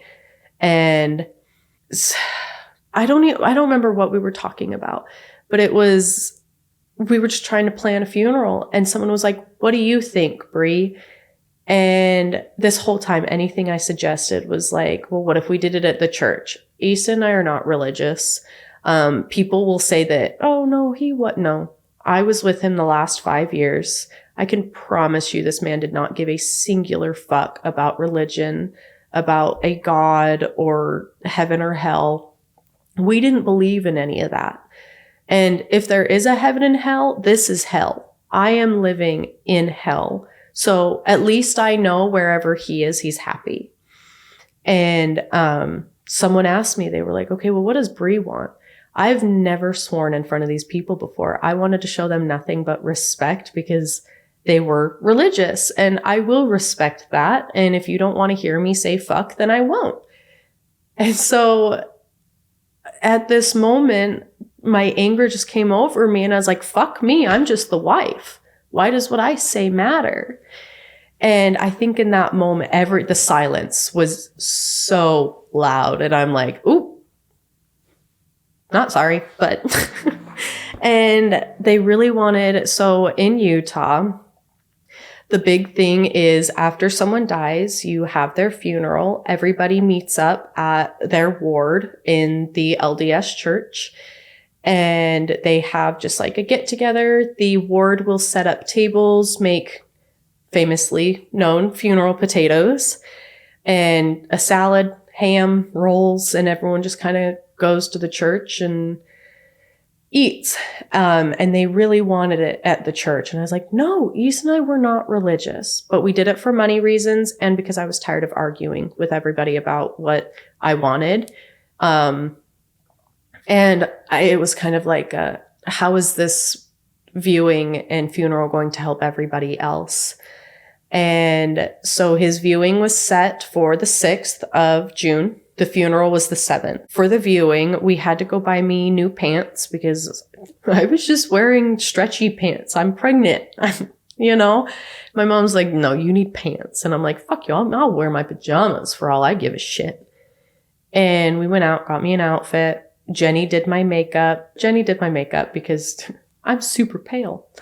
And one big thing that stood out to me is it was time to stand next to the casket so that people could start walking up. And Roger stood right next to, and he was like, come on, everybody come on. I don't know who pointed it out, but they were like, she's the next of kin.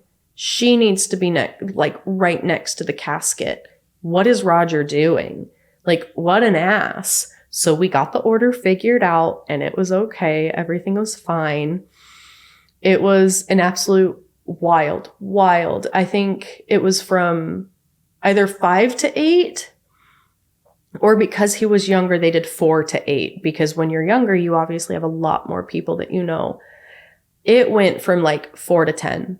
I was standing there all day. There was a line out the door to the parking lot for hours.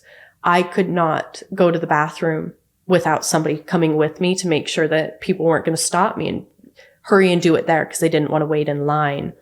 So I had like my aunt Martha. She's one of my favorite aunts. She would follow me and she'd be like, you okay? Everything okay? And then every once in a while she'd like come around the corner. You gotta go potty? I'm like, no, I'm good. You know? And it was such, I would hate to say it was a good day. It was a good day. It was so crazy to see that many people there to support me and Brylin, and every card that I got, every gift, anything that I got, I have saved. I have everything that everybody's given me, all of their, like, I'm sorry for your loss cards, all of it.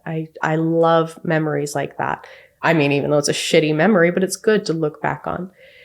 And, it's just a silly little thing that happened that will probably make people laugh.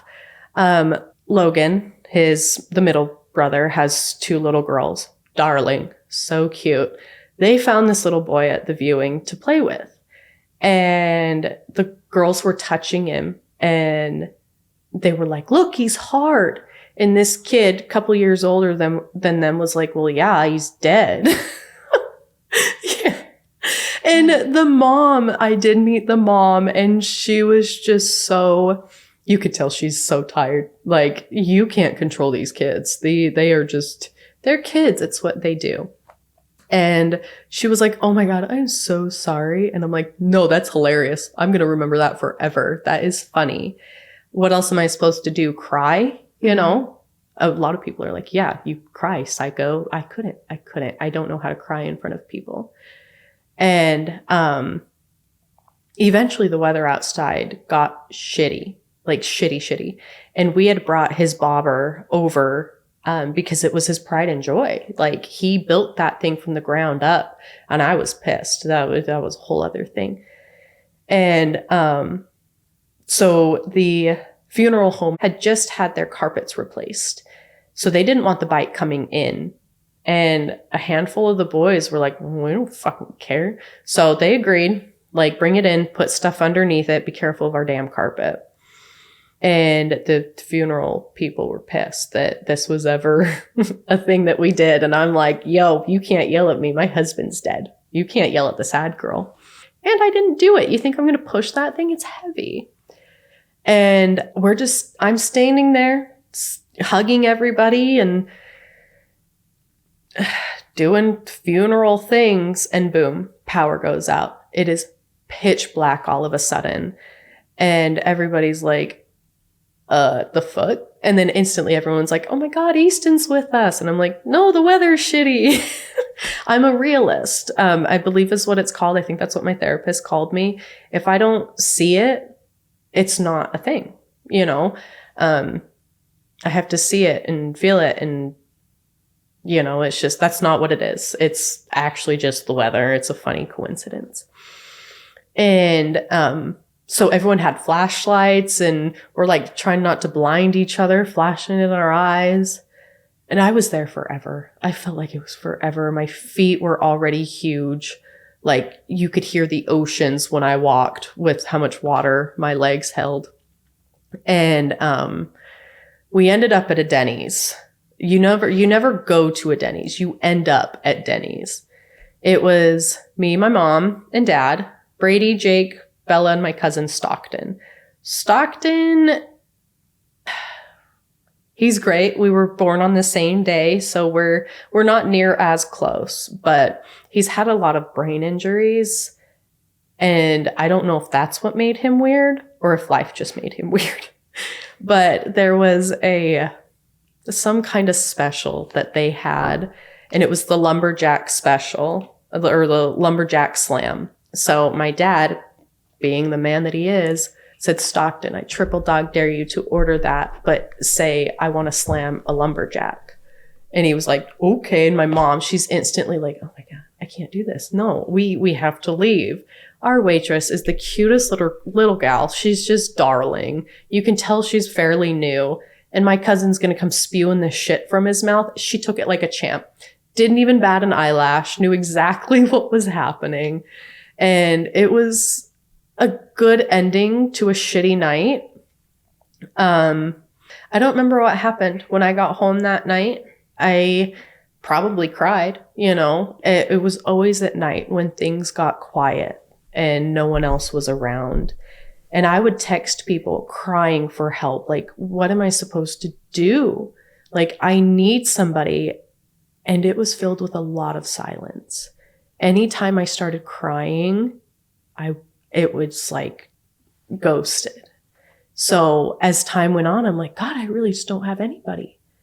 A lot of his friends I don't hear from anymore. It's a select few, but I'm like, God, I don't have anyone now, do I? They're all gone. Easton's dead and they went with it. And in my mind, I was like, fuck you. Your best friend dies. And from his eulogy, we can all see how much he did for his people. He dies and you can't even make sure his wife is okay. You know, like quick text. Hey, killed yourself yet? Nope, we're good. Okay, cool. Glad to hear. And I didn't even nothing. And that was really hard to come and accept and just be like, okay, you know, and I, to an extent, it's like, yeah, you have your own life, you have things going on, but not up to me. Everyone has their own things. But at the time I was pissed. I was like, fuck all of you. And, next day was funeral. It was, I have an audio recording. I don't think there is a visual or a video to it, but I do know I have the audio, and some of the stories that people told are just so great. You know, hearing how many lives Easton changed, and it is just full. And I wanted to display my wedding dress because no one was going to get to see me in it. Yeah.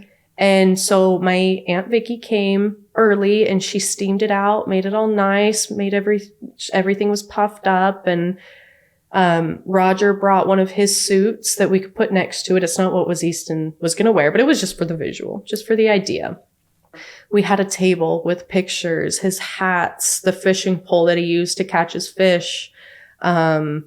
The chatterbait was still on it, which a little dangerous when you got kids all over grabbing shit, but no one stuck their finger with it, so it's okay.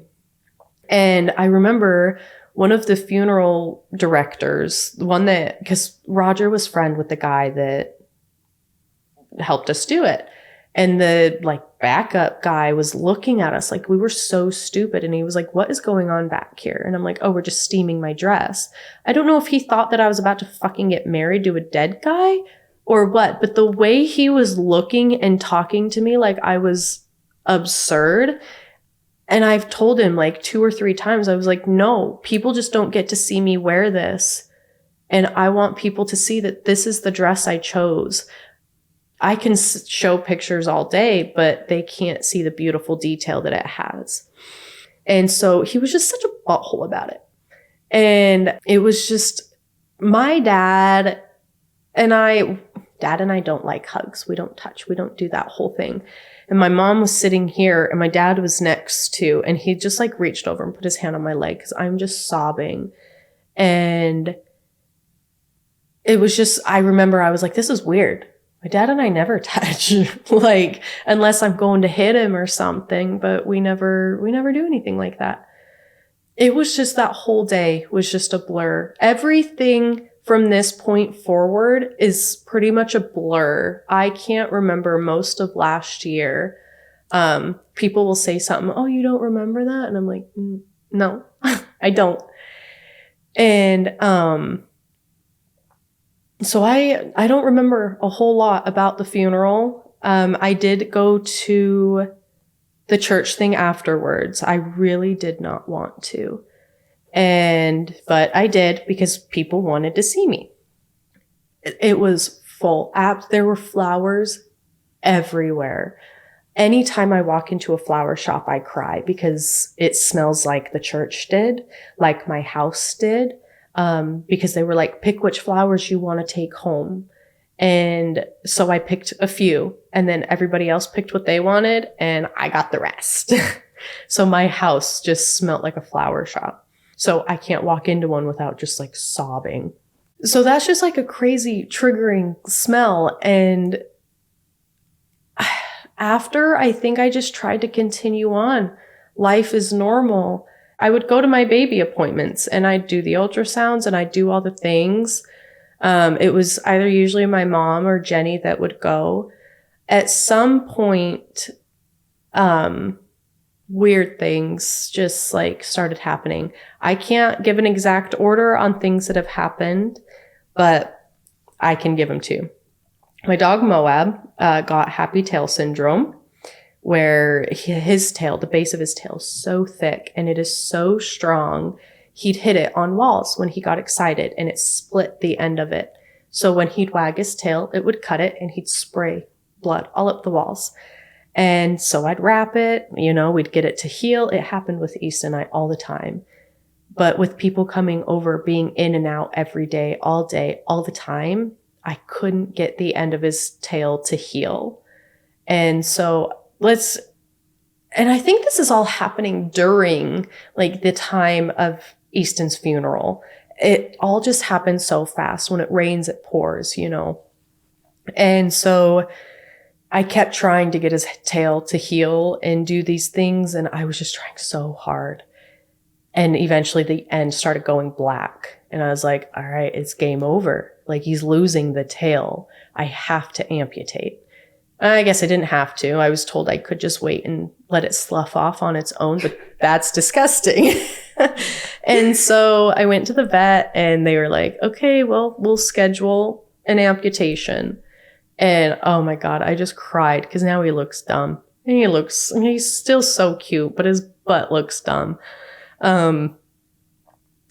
We had the surgery done and everything went good. We were moving the day of his surgery, so they gave me some extra trazodone just to keep him calm, keep him from wagging his tail. I locked him in one of the back rooms, and it was so great. We moved from this apartment right over to this apartment. So we weren't moving things very far, and everybody wanted to help. And one of Easton's buddies, Taylor, he's a firefighter. Bless his heart. They saved the day. And then we had something fun to look at while we were there. And I was so mad because I'm like, God, I'm ugly and pregnant and there's friggin' firefighters here. Like, really? Lame. But all the women after, they were like, hey, thanks for getting those guys. And all the men were like, oh, they made our life so much easy. All the girls just had this eye candy. Right. But oh man, they saved the day. One of them took a safe and just like hucked it up on their shoulders, freaking beep bopping around. And I'm like, all right, like, you guys go. I didn't have to lift a finger. And a few days after, Moab had gotten through his cone and chewed on his tail. And there was one stitch right down the middle that was holding it all together. So I rushed him to the vet and they were like, okay, we'll sew it back up. But there wasn't a whole lot of valuable skin to use. So she was like, you have to be really careful. If he does it again, like, I can't just stitch it back up. We're going to have to amputate more. He did it again. So I even bought a new cone, longer. I don't know how he was doing it. No clue. So they had to take off another inch. And yeah, just so that they could sew it back up. Yeah. And it was just, it all just kept happening. There was a barbecue that his work had, well, his cell, because base is huge. You have so many buildings, so many jobs. So they just called it like their cell. And one of them had a barbecue where me and my parents went out, met everybody. I could not leave my parents' side. I was terrified to go anywhere by myself. It felt wrong, but it also felt weird to bring your parents at 24 years old. And so we went, and it was really great meeting everybody, and it was good food. I haven't heard from any of them since, but they're busy people and they only worked with the guy, you know. And so we went there, and it was good. It was fun.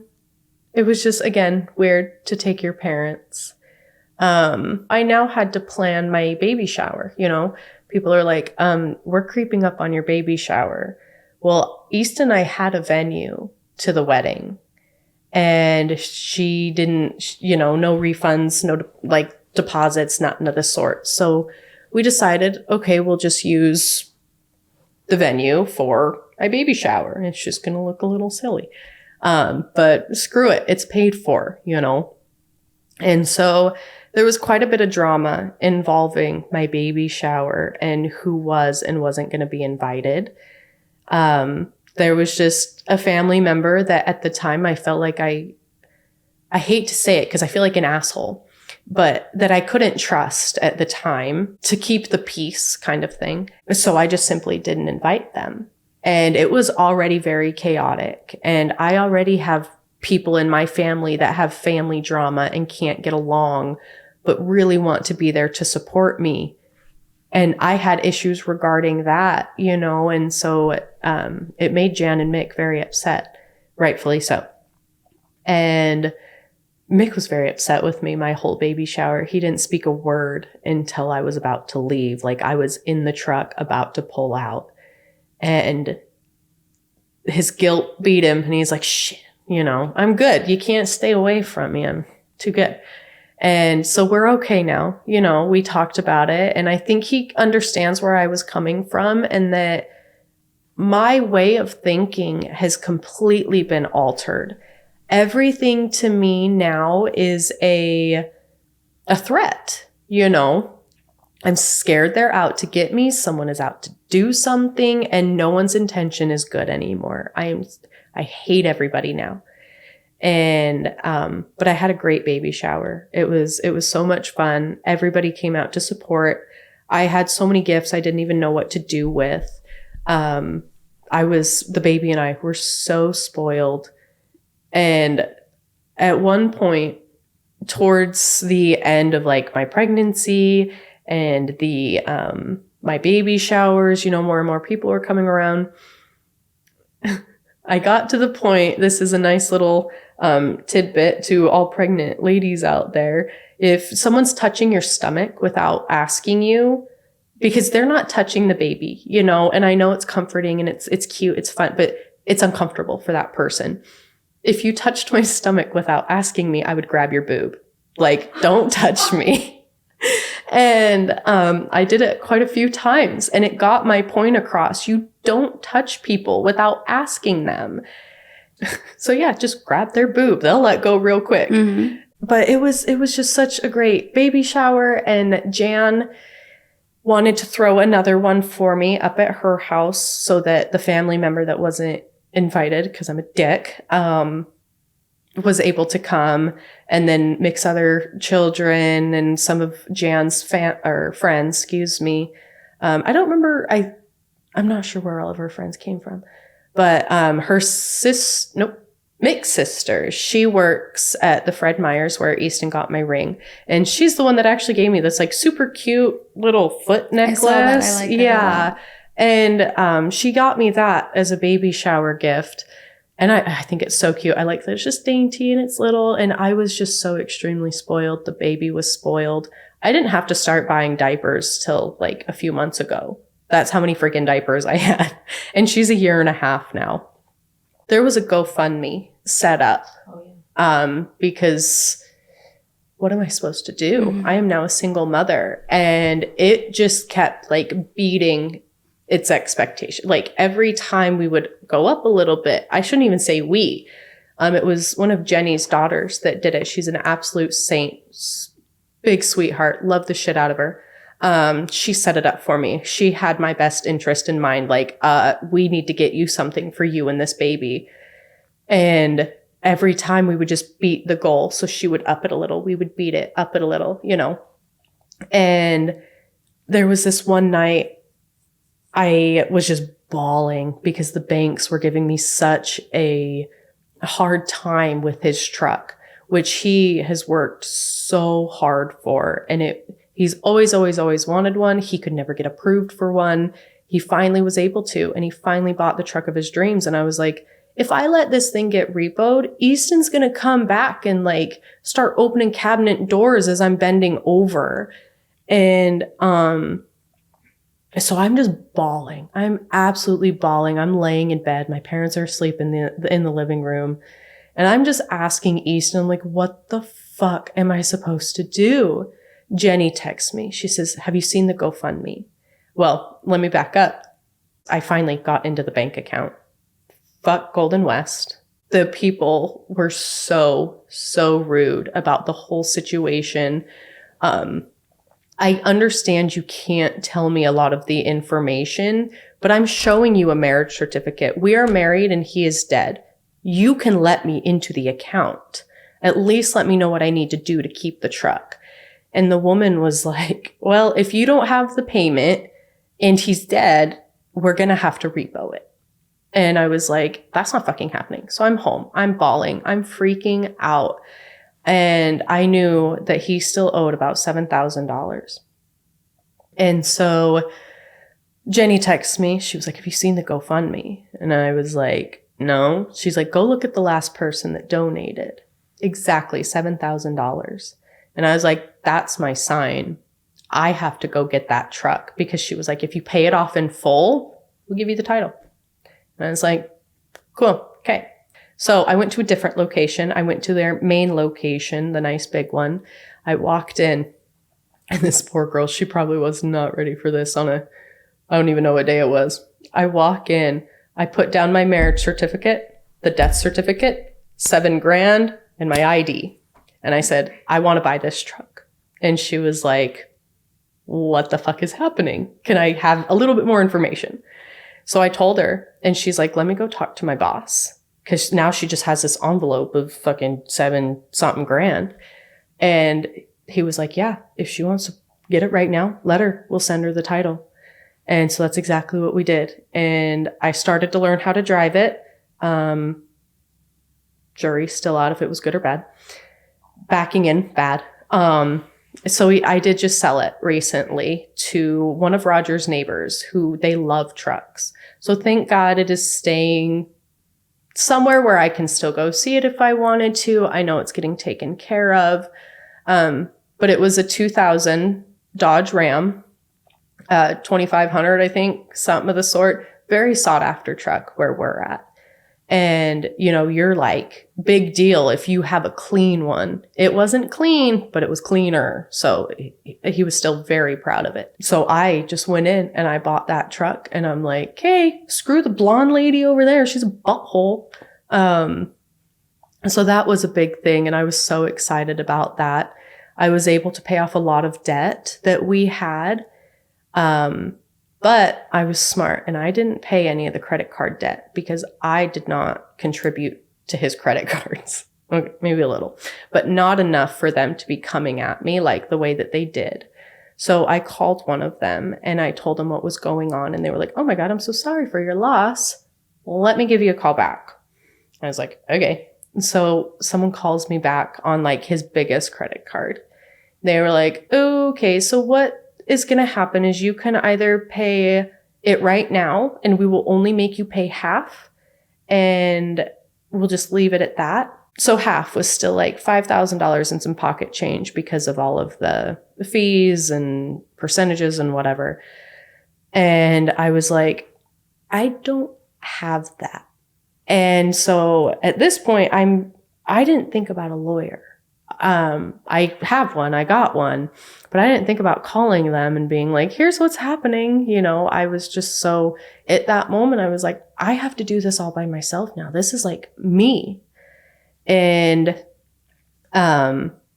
I didn't end up paying it. And then thank goodness my lawyer caught wind and he was like, no, let us deal with that. Haven't heard anything since. Thank goodness, because that's the last thing I want to deal with.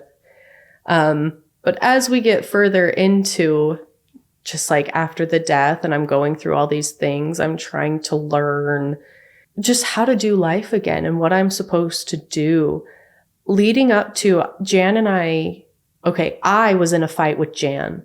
Jan was doing everything possible to just like open me back up and be like, Brie, this is not who you are. I am not out to get you.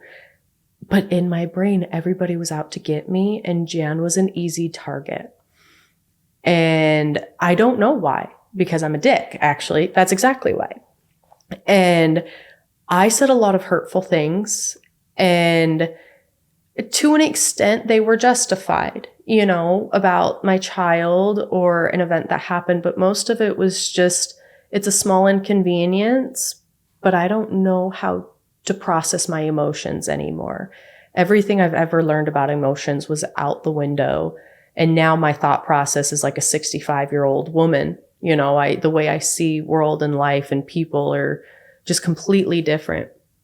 So I asked my mom, Jenny, and one of mine and Easton's really good friends, Mike Ling. She's still in our life.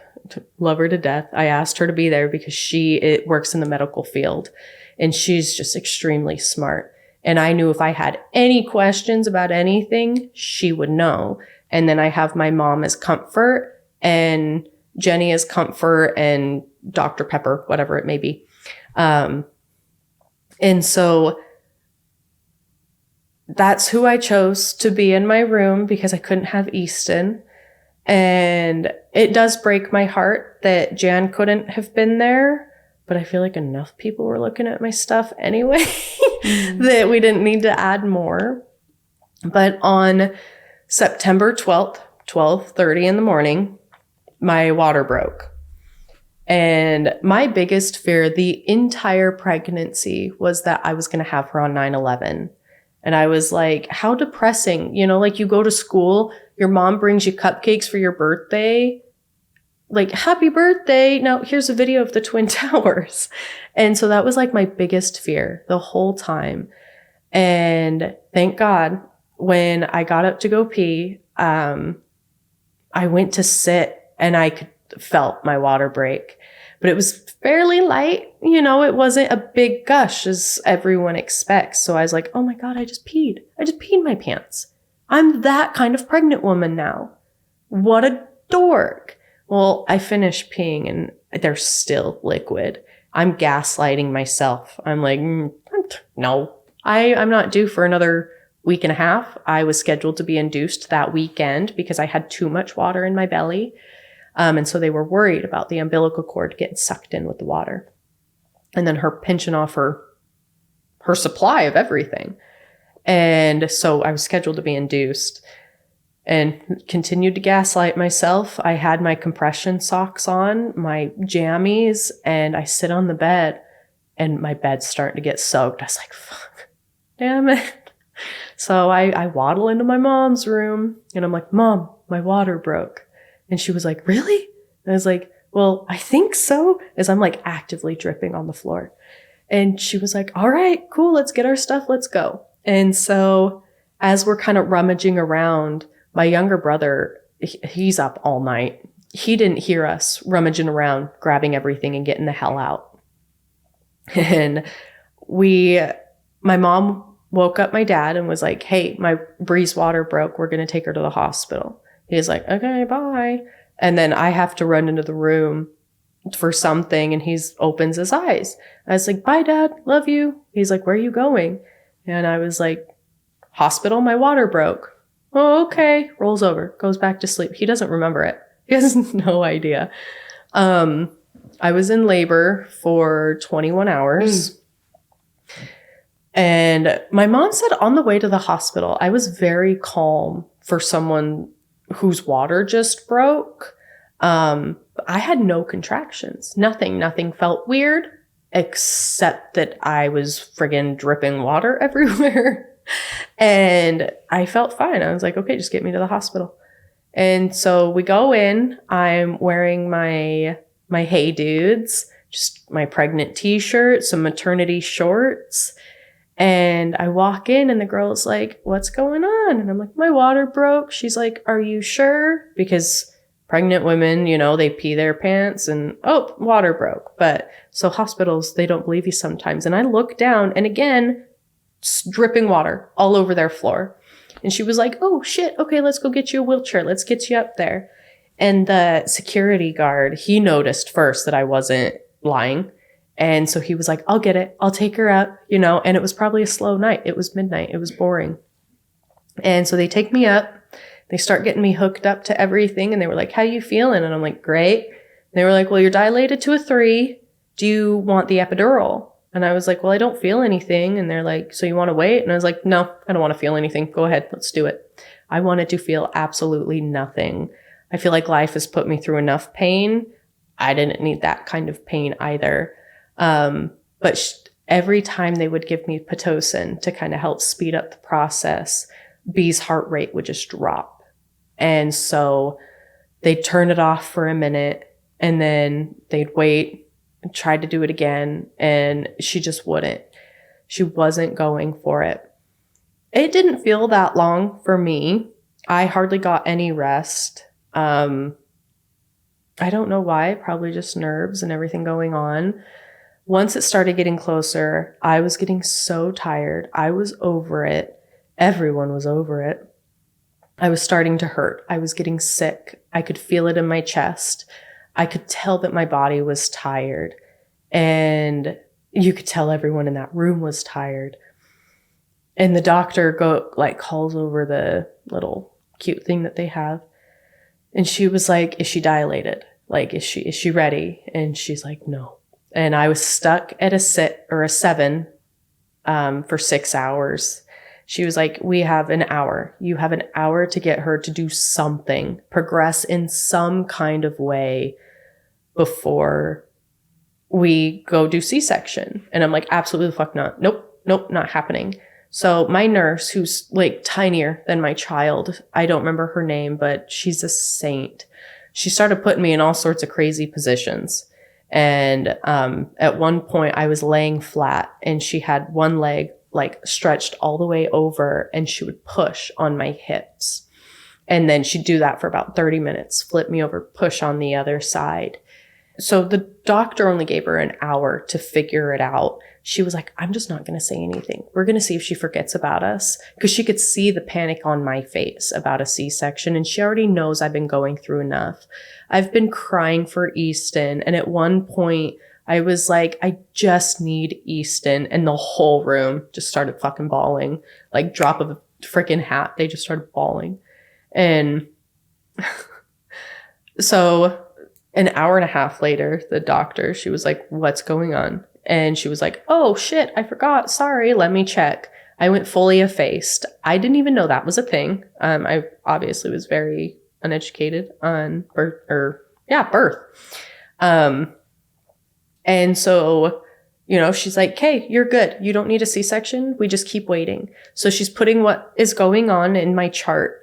And as that's happening, I'm like, I look over at my mom and I'm like, I feel like I'm going to shit my pants. And the nurse was like, what? I was like, I feel like I got to poop. And she was like, oh my God, it's time. And I was like, that's what that means? Okay, cool. Let's do it. And I was pushing for 30 minutes. The girl, she was like, we're going to do some exercise or like some practices before the doctor gets here, just to kind of get you going. And I'm like, no, fuck practicing. I'm done. Like, this is all in. And that's exactly what it was. I was pushing for 30 minutes and she came out. I have the pictures that I have. You can just see I'm so tired and I'm trying so hard to be happy.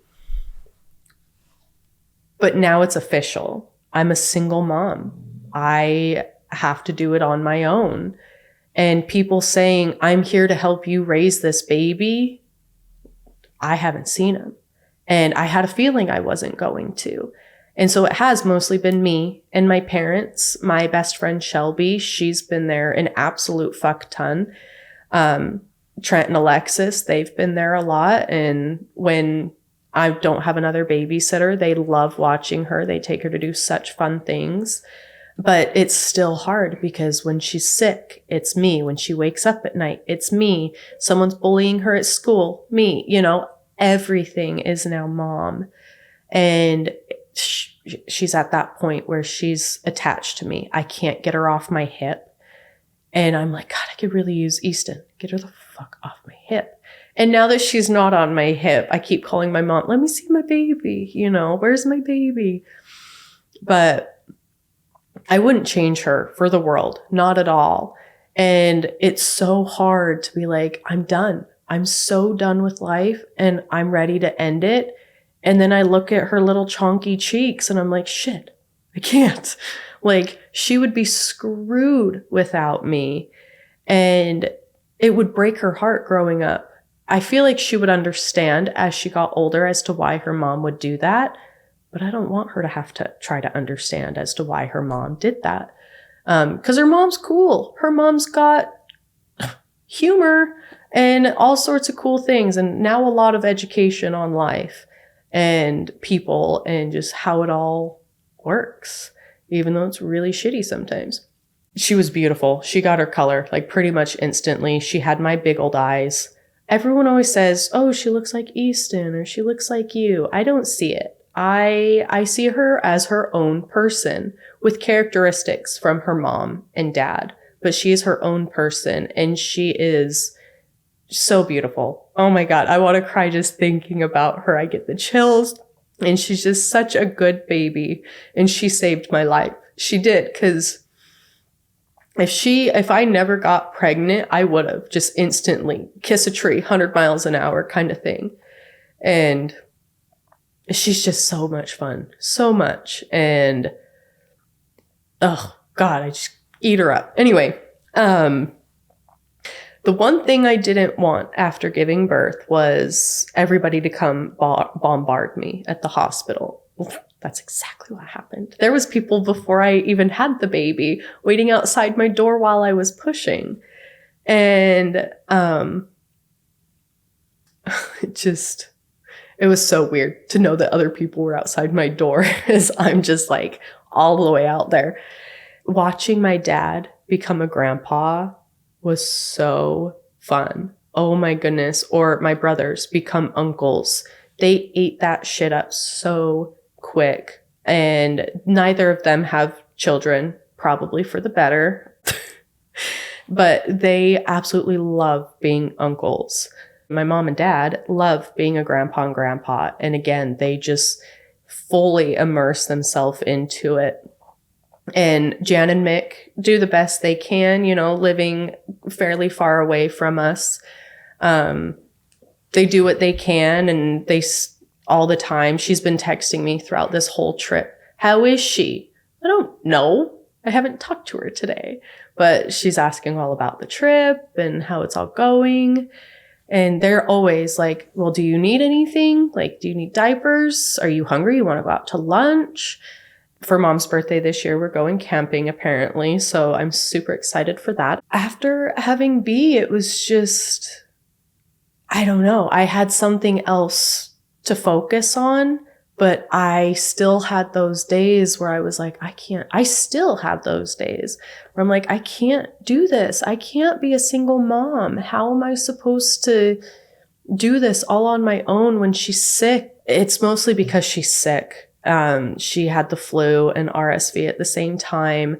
I was in the middle of moving. We were living with my friend Shelby for the week and she's just throwing up everywhere. And I think she's feeling better. I hope. I would love to come home to a healthy baby. But life has just been so weird after. And the way that people did look at me was so irritating to me for the first year and a half, because it was just shitty. I would tell people, if you're going to look at me with those eyes, don't look at me. week after the accident happened, I was sitting there. I don't know what I was doing. And I'm like, I had just like this epiphany. And I was like, I'm going to need a therapist. So I called one right then and there. I went to Aspire Counseling and I found Blair. Beautiful. Oh my God. I got so lucky to find a therapist that I liked on the first go. And she was so funny. And I swear she wanted to beat my ass sometimes when I said some things, because I see the issue in things and I see my wrongdoings and I see what happened and what went wrong or what I could have done different. But I doubt myself every time. And she's like, you have the answers. You just don't believe yourself. You don't trust yourself. You are smart. You know these things. You know things about people and their thoughts more than they know about themselves and their thoughts. And she's like, that is very impressive. But being bipolar, I was diagnosed bipolar at 18. I see very black and white.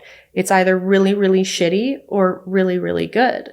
So after the accident, everything just turned to shit. It was all so bad. And I took it out on Jan hardcore after the baby. They kept kissing her. And I was like, you're going to fucking get her sick. Stop it. Everybody was doing it. But I took it out on Jan because she did it last. And I don't know if it was last, but again, she was just an easy target and I was an asshole. I either ignored her, didn't let her come around, I didn't let her do things, and I feel bad because I can't go back and give her those moments that I forced her to miss. And kudos to her for being patient with me while I figured my shit out. I feel like I am a such stronger and better person to an extent. A lot of people see me as selfish. I actually got told one day that God would give me good things if I wasn't so selfish. And I still cry about that because I feel like I'm such a selfless person. After Easton died, it was, what do you need? Do you want something of his? Do you need something from me? And all the people that were like, well, what do you need from me? What I need, you can't give me. And so, it's like, I don't really need anything. And what else am I supposed to say? No, I'm not okay. And then they don't say anything back, and it breaks my heart that I did that to Jan. It was like so many, I can't even remember them now, but I just had a list of as to why I was mad at her and she didn't deserve that. I just had I don't know, it was my friggin' demons coming out in me, I guess. And so now as time has gone on, I've really learned a lot about myself and other people and their real intentions. Listening to the way that people word things, you can really tell a lot about their intentions on their choice of words. And that was so weird for me because it was overnight I started noticing these things. And I was like, okay, this is weird. And so I would talk to my therapist about it. And she's like, yeah, you have the mind of like a 60-year-old woman now. You now have all this knowledge that most people your age don't get. And if they do, they ignore it. And so I'm just going on raising my baby. Her first birthday, we did a bee theme because we call her Bee. And so now her second birthday's coming up and we're going to do a Warped Tour theme because emos never die. Jan and I are great. It's just one big happy family, I guess. And there's probably so many other things that I've missed, but how do you write it all down? This is such a big thing and so many small things happen in between. It's the big ones that I remember that must be important. I actually took Bee to Mesquite where Roger and Jenny decided to move after the accident for Easter one time just to get out and go do something and see something new, get away from all the bullshit back at home. And it was fun. It was really good. We drove. Their daughter was really upset. She had an upset tummy the entire car drive. But it was a great trip. You know, I've never done something like that with Michaeling. Michaeling and I have never even really hung out like that. And so it was really cool. It was a great experience. There's nothing in Mesquite. It's kind of boring. But I mean, they like it. They're having a good time. They have their beautiful new home built. Mitch and his family still in North Carolina. We did take her to meet them. I think it was around Easton's birthday. So sometime in October, we flew out so that he could meet her. And then he comes out in the summer as well. And then either Christmas or Thanksgiving, I think he just kind of picks one. Because it's expensive to fly and it's a lot. Just in general, and with 2 kids, and Logan and his family were still fairly close. We were supposed to do a dinner or something the other day, but with my kid getting RSV, I'm like, nope, stay away. They have a newborn. Mm-hmm. Throughout this whole process, I've just realized who my people are, and that unfortunately, it's not much of an army, and it's more of a, I don't even know what to call it, just like a little. But it's quality over quantity. Yep. And that's what matters. And I know that the people surrounding me love us to absolute death. They want nothing but the best for us. And they let me know. You know, it feels good. And you can tell that these people. It's genuine. Yeah.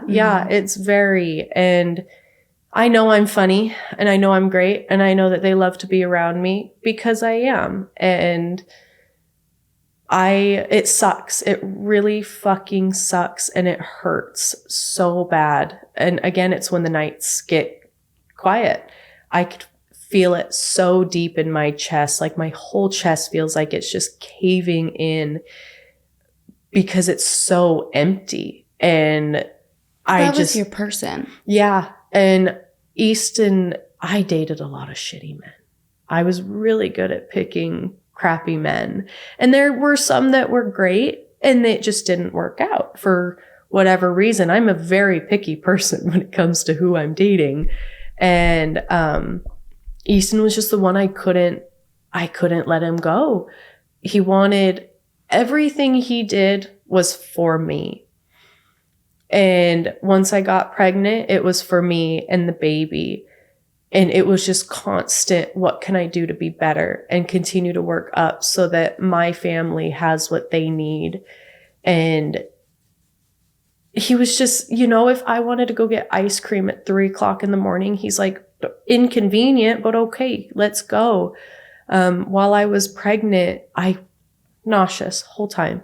I never ate. And it was getting him very nervous because he's like, how are you and my child supposed to stay alive if you're not eating?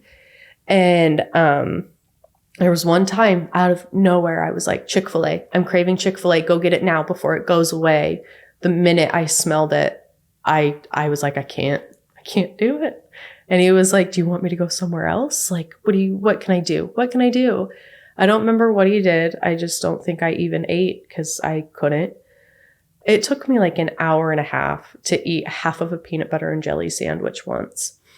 And being newly pregnant, having all this extra weight, every time I threw up, I peed all over the floor. And every time it happened, Easton would turn on the water to the shower, start getting it warm, go to the kitchen, fill up the mop, help me get into the tub, and help me take a shower. Well, after he mopped up my pee and cleaned off the toilet. But it was every time. It was like, what does she need? And Easton had a lot of back pain. And he always put it aside for whatever I needed all the time. He was always so selfless. And I feel like that's where your strength is going to step in now, because you take all the qualities that he had and was. Yeah.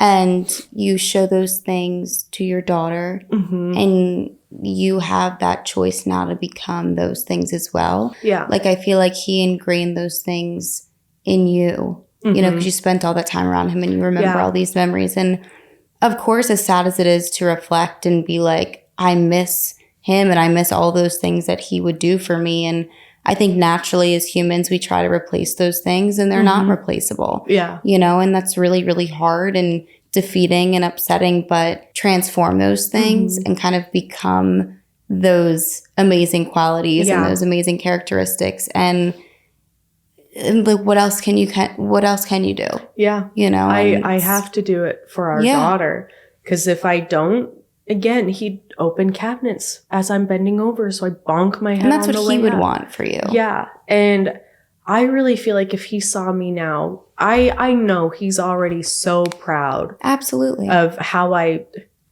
handled some things, not all things, but. Yeah, but everybody, you can't reflect on that because everybody handles grief so differently. You know, and it's not necessarily that it's an excuse, but people take things out in different ways. Yeah. You know, and like I said, that was your person. And unless somebody really has been through that and gets it, they can't really put themselves in your shoes. They have to just kind of accept it and give you the space that you need. Yeah. And people, they really tried, you know, they wanted to make me feel better. And so it was a lot of, oh, well, so-and-so I know. I don't give a fuck about so-and-so. I'm sorry for them. That has nothing to do with me. It was constantly just what can I do? What can I do to help you? And it was my mom too, because being a mom, I now know when your child is hurting, you want to fix it. I have to fix it. What do I do to fix it? And I noticed so hard on my parents to watch me go through this. And my dad would tell Easton and I, in the event of a divorce, my dad chooses Easton. I was like, what the fuck? What? I was like, okay, whatever. Screw me. It's okay, Dad. It's all right. And so watching my dad also have to go through this because my dad knows I dated some crappy men and I finally found one and we were happy and we were thriving. My parents got to watch me blossom into this like mother figure and a wife figure, and finally be happy and smart with the decisions that I was making, to now it all being just ripped away and my entire world is now on the floor and I'm trying to sweep it up. And people are helping pick them up, but in my eyes, they were almost like sweeping them away, you know? But I look at it as, you know, they watched you become and blossom into this amazing person. Like, if you were that at some point with him, you have the strength within you to become that again on your own. Oh, everyone's always saying I'm a good mom. Not to sound conceiting, but I'm like, I know. I have to be. I cannot take out my anger on this beautiful thing that I created from scratch, my own DIY. How am I I can't let her down. And I love how much she loves me. And I never saw myself as a mom crying over my child, especially because I didn't at birth. And it broke my heart because I was telling my therapist for the longest time, I don't feel anything for her. I don't feel like her mom. I don't care. I get irritated when she cries. And she was like, no, that's completely normal. She's like, I didn't care about my kid for the first 8 months either. You know, your body has so many hormones and now you have all these hormones and a thing screaming at you. She's like, it's normal.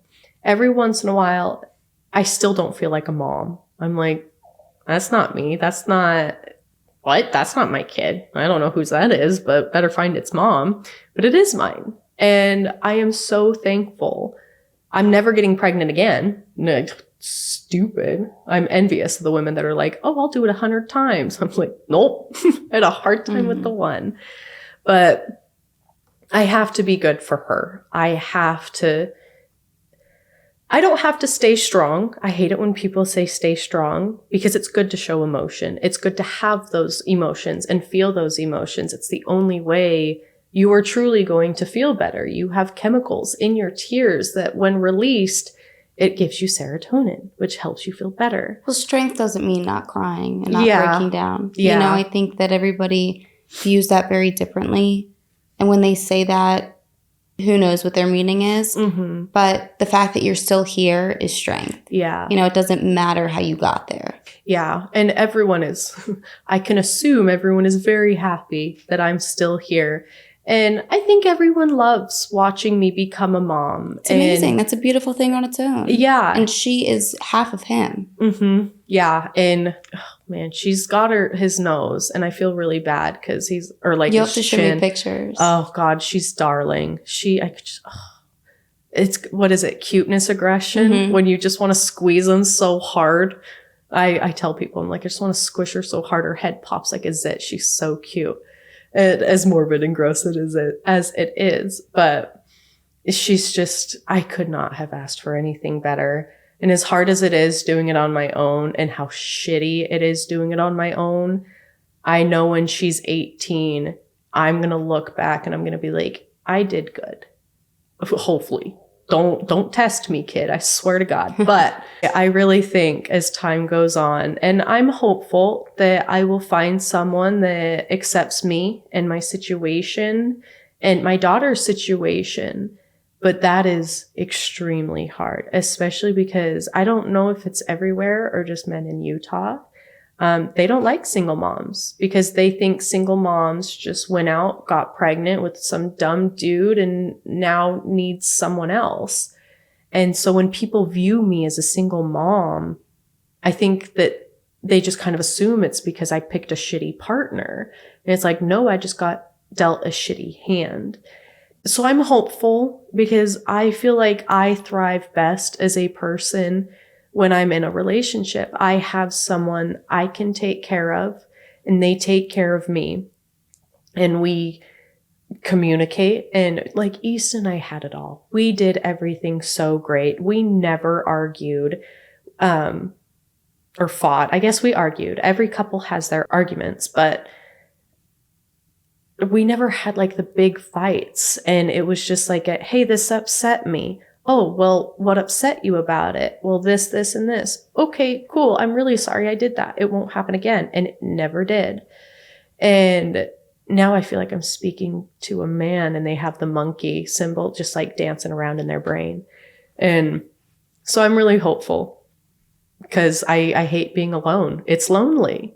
But once my toddler starts speaking, it'll probably be a little less lonely, and it'll be okay. But right now I get yelled at for ice all the time. She loves to chew on ice. I've checked if she's anemic. She's not. She just likes little ice snacks. She calls my dog Bubba's and Shelby's dog. So she'll call them over to him. And she's just so smart. And she's so just full of life. And I can't get her to sit down and hold still. Sit down, shut up 5 seconds. Let me go pee. I just want to pee in peace. But yeah, it's everything I have to do from this point forward is all about her. Yeah. So. And the whole thing's a journey and a process. Is, and yeah. You will learn something new every day. Yeah. About being a mom, about grief, about loss, everything in between. It's like it's constantly that you're learning. And like you said, you know, you brought up a good point. It's okay to feel the emotions. And one day might be shit. And tomorrow might be great. You feel top of the world. And it's okay. Yeah. You know, it's okay to feel every different emotion and to have good and bad days. Yeah. That's life. That's just how it goes. But I think, honestly, just from sitting here, you did such a great job. Thank you. Telling your story. I know at times it's, you know, hard not to get emotional, but you did really, really good. Thank you. I'm really good at not crying in front of people. There's so many people that will relate to so many different parts of your story. I really hope they don't have to relate to the whole story because it's shitty, and I don't wish this upon anyone. But that was my hope. If it doesn't help me, I hope it helps somebody else. And I think it's freaking badass that I came on a podcast. It's amazing. I tell people all the time, I'm like, I'm going to go on a podcast. Yeah, that takes so much vulnerability to be able to do that and share your story. Especially for something like this. To tell my story. Very personal. Yeah. And like you're putting your personal life out there, but also it's very, like I said, vulnerable in your emotions. And it's very raw. It's a very raw experience. And you're telling, I mean, you came to my home to tell me, someone you don't know. Like that's nerve-wracking, you know, but you did a great job doing it. Thank you. I had to get good at it. You should be proud of yourself, really. I've been proud of myself throughout this. Now that I've figured it out, I've been so proud of myself because I have grown and I am able to see my wrongdoings and correct them. And I wouldn't have done that before. I've grown into a great person and I have a lot of self-confidence now, not only in the way I hold myself, but the way that I look and the way that I am. Yeah. I'm just great. I can't help it. You should be. Good. Yeah. So this was a great experience. Good. It was much fun.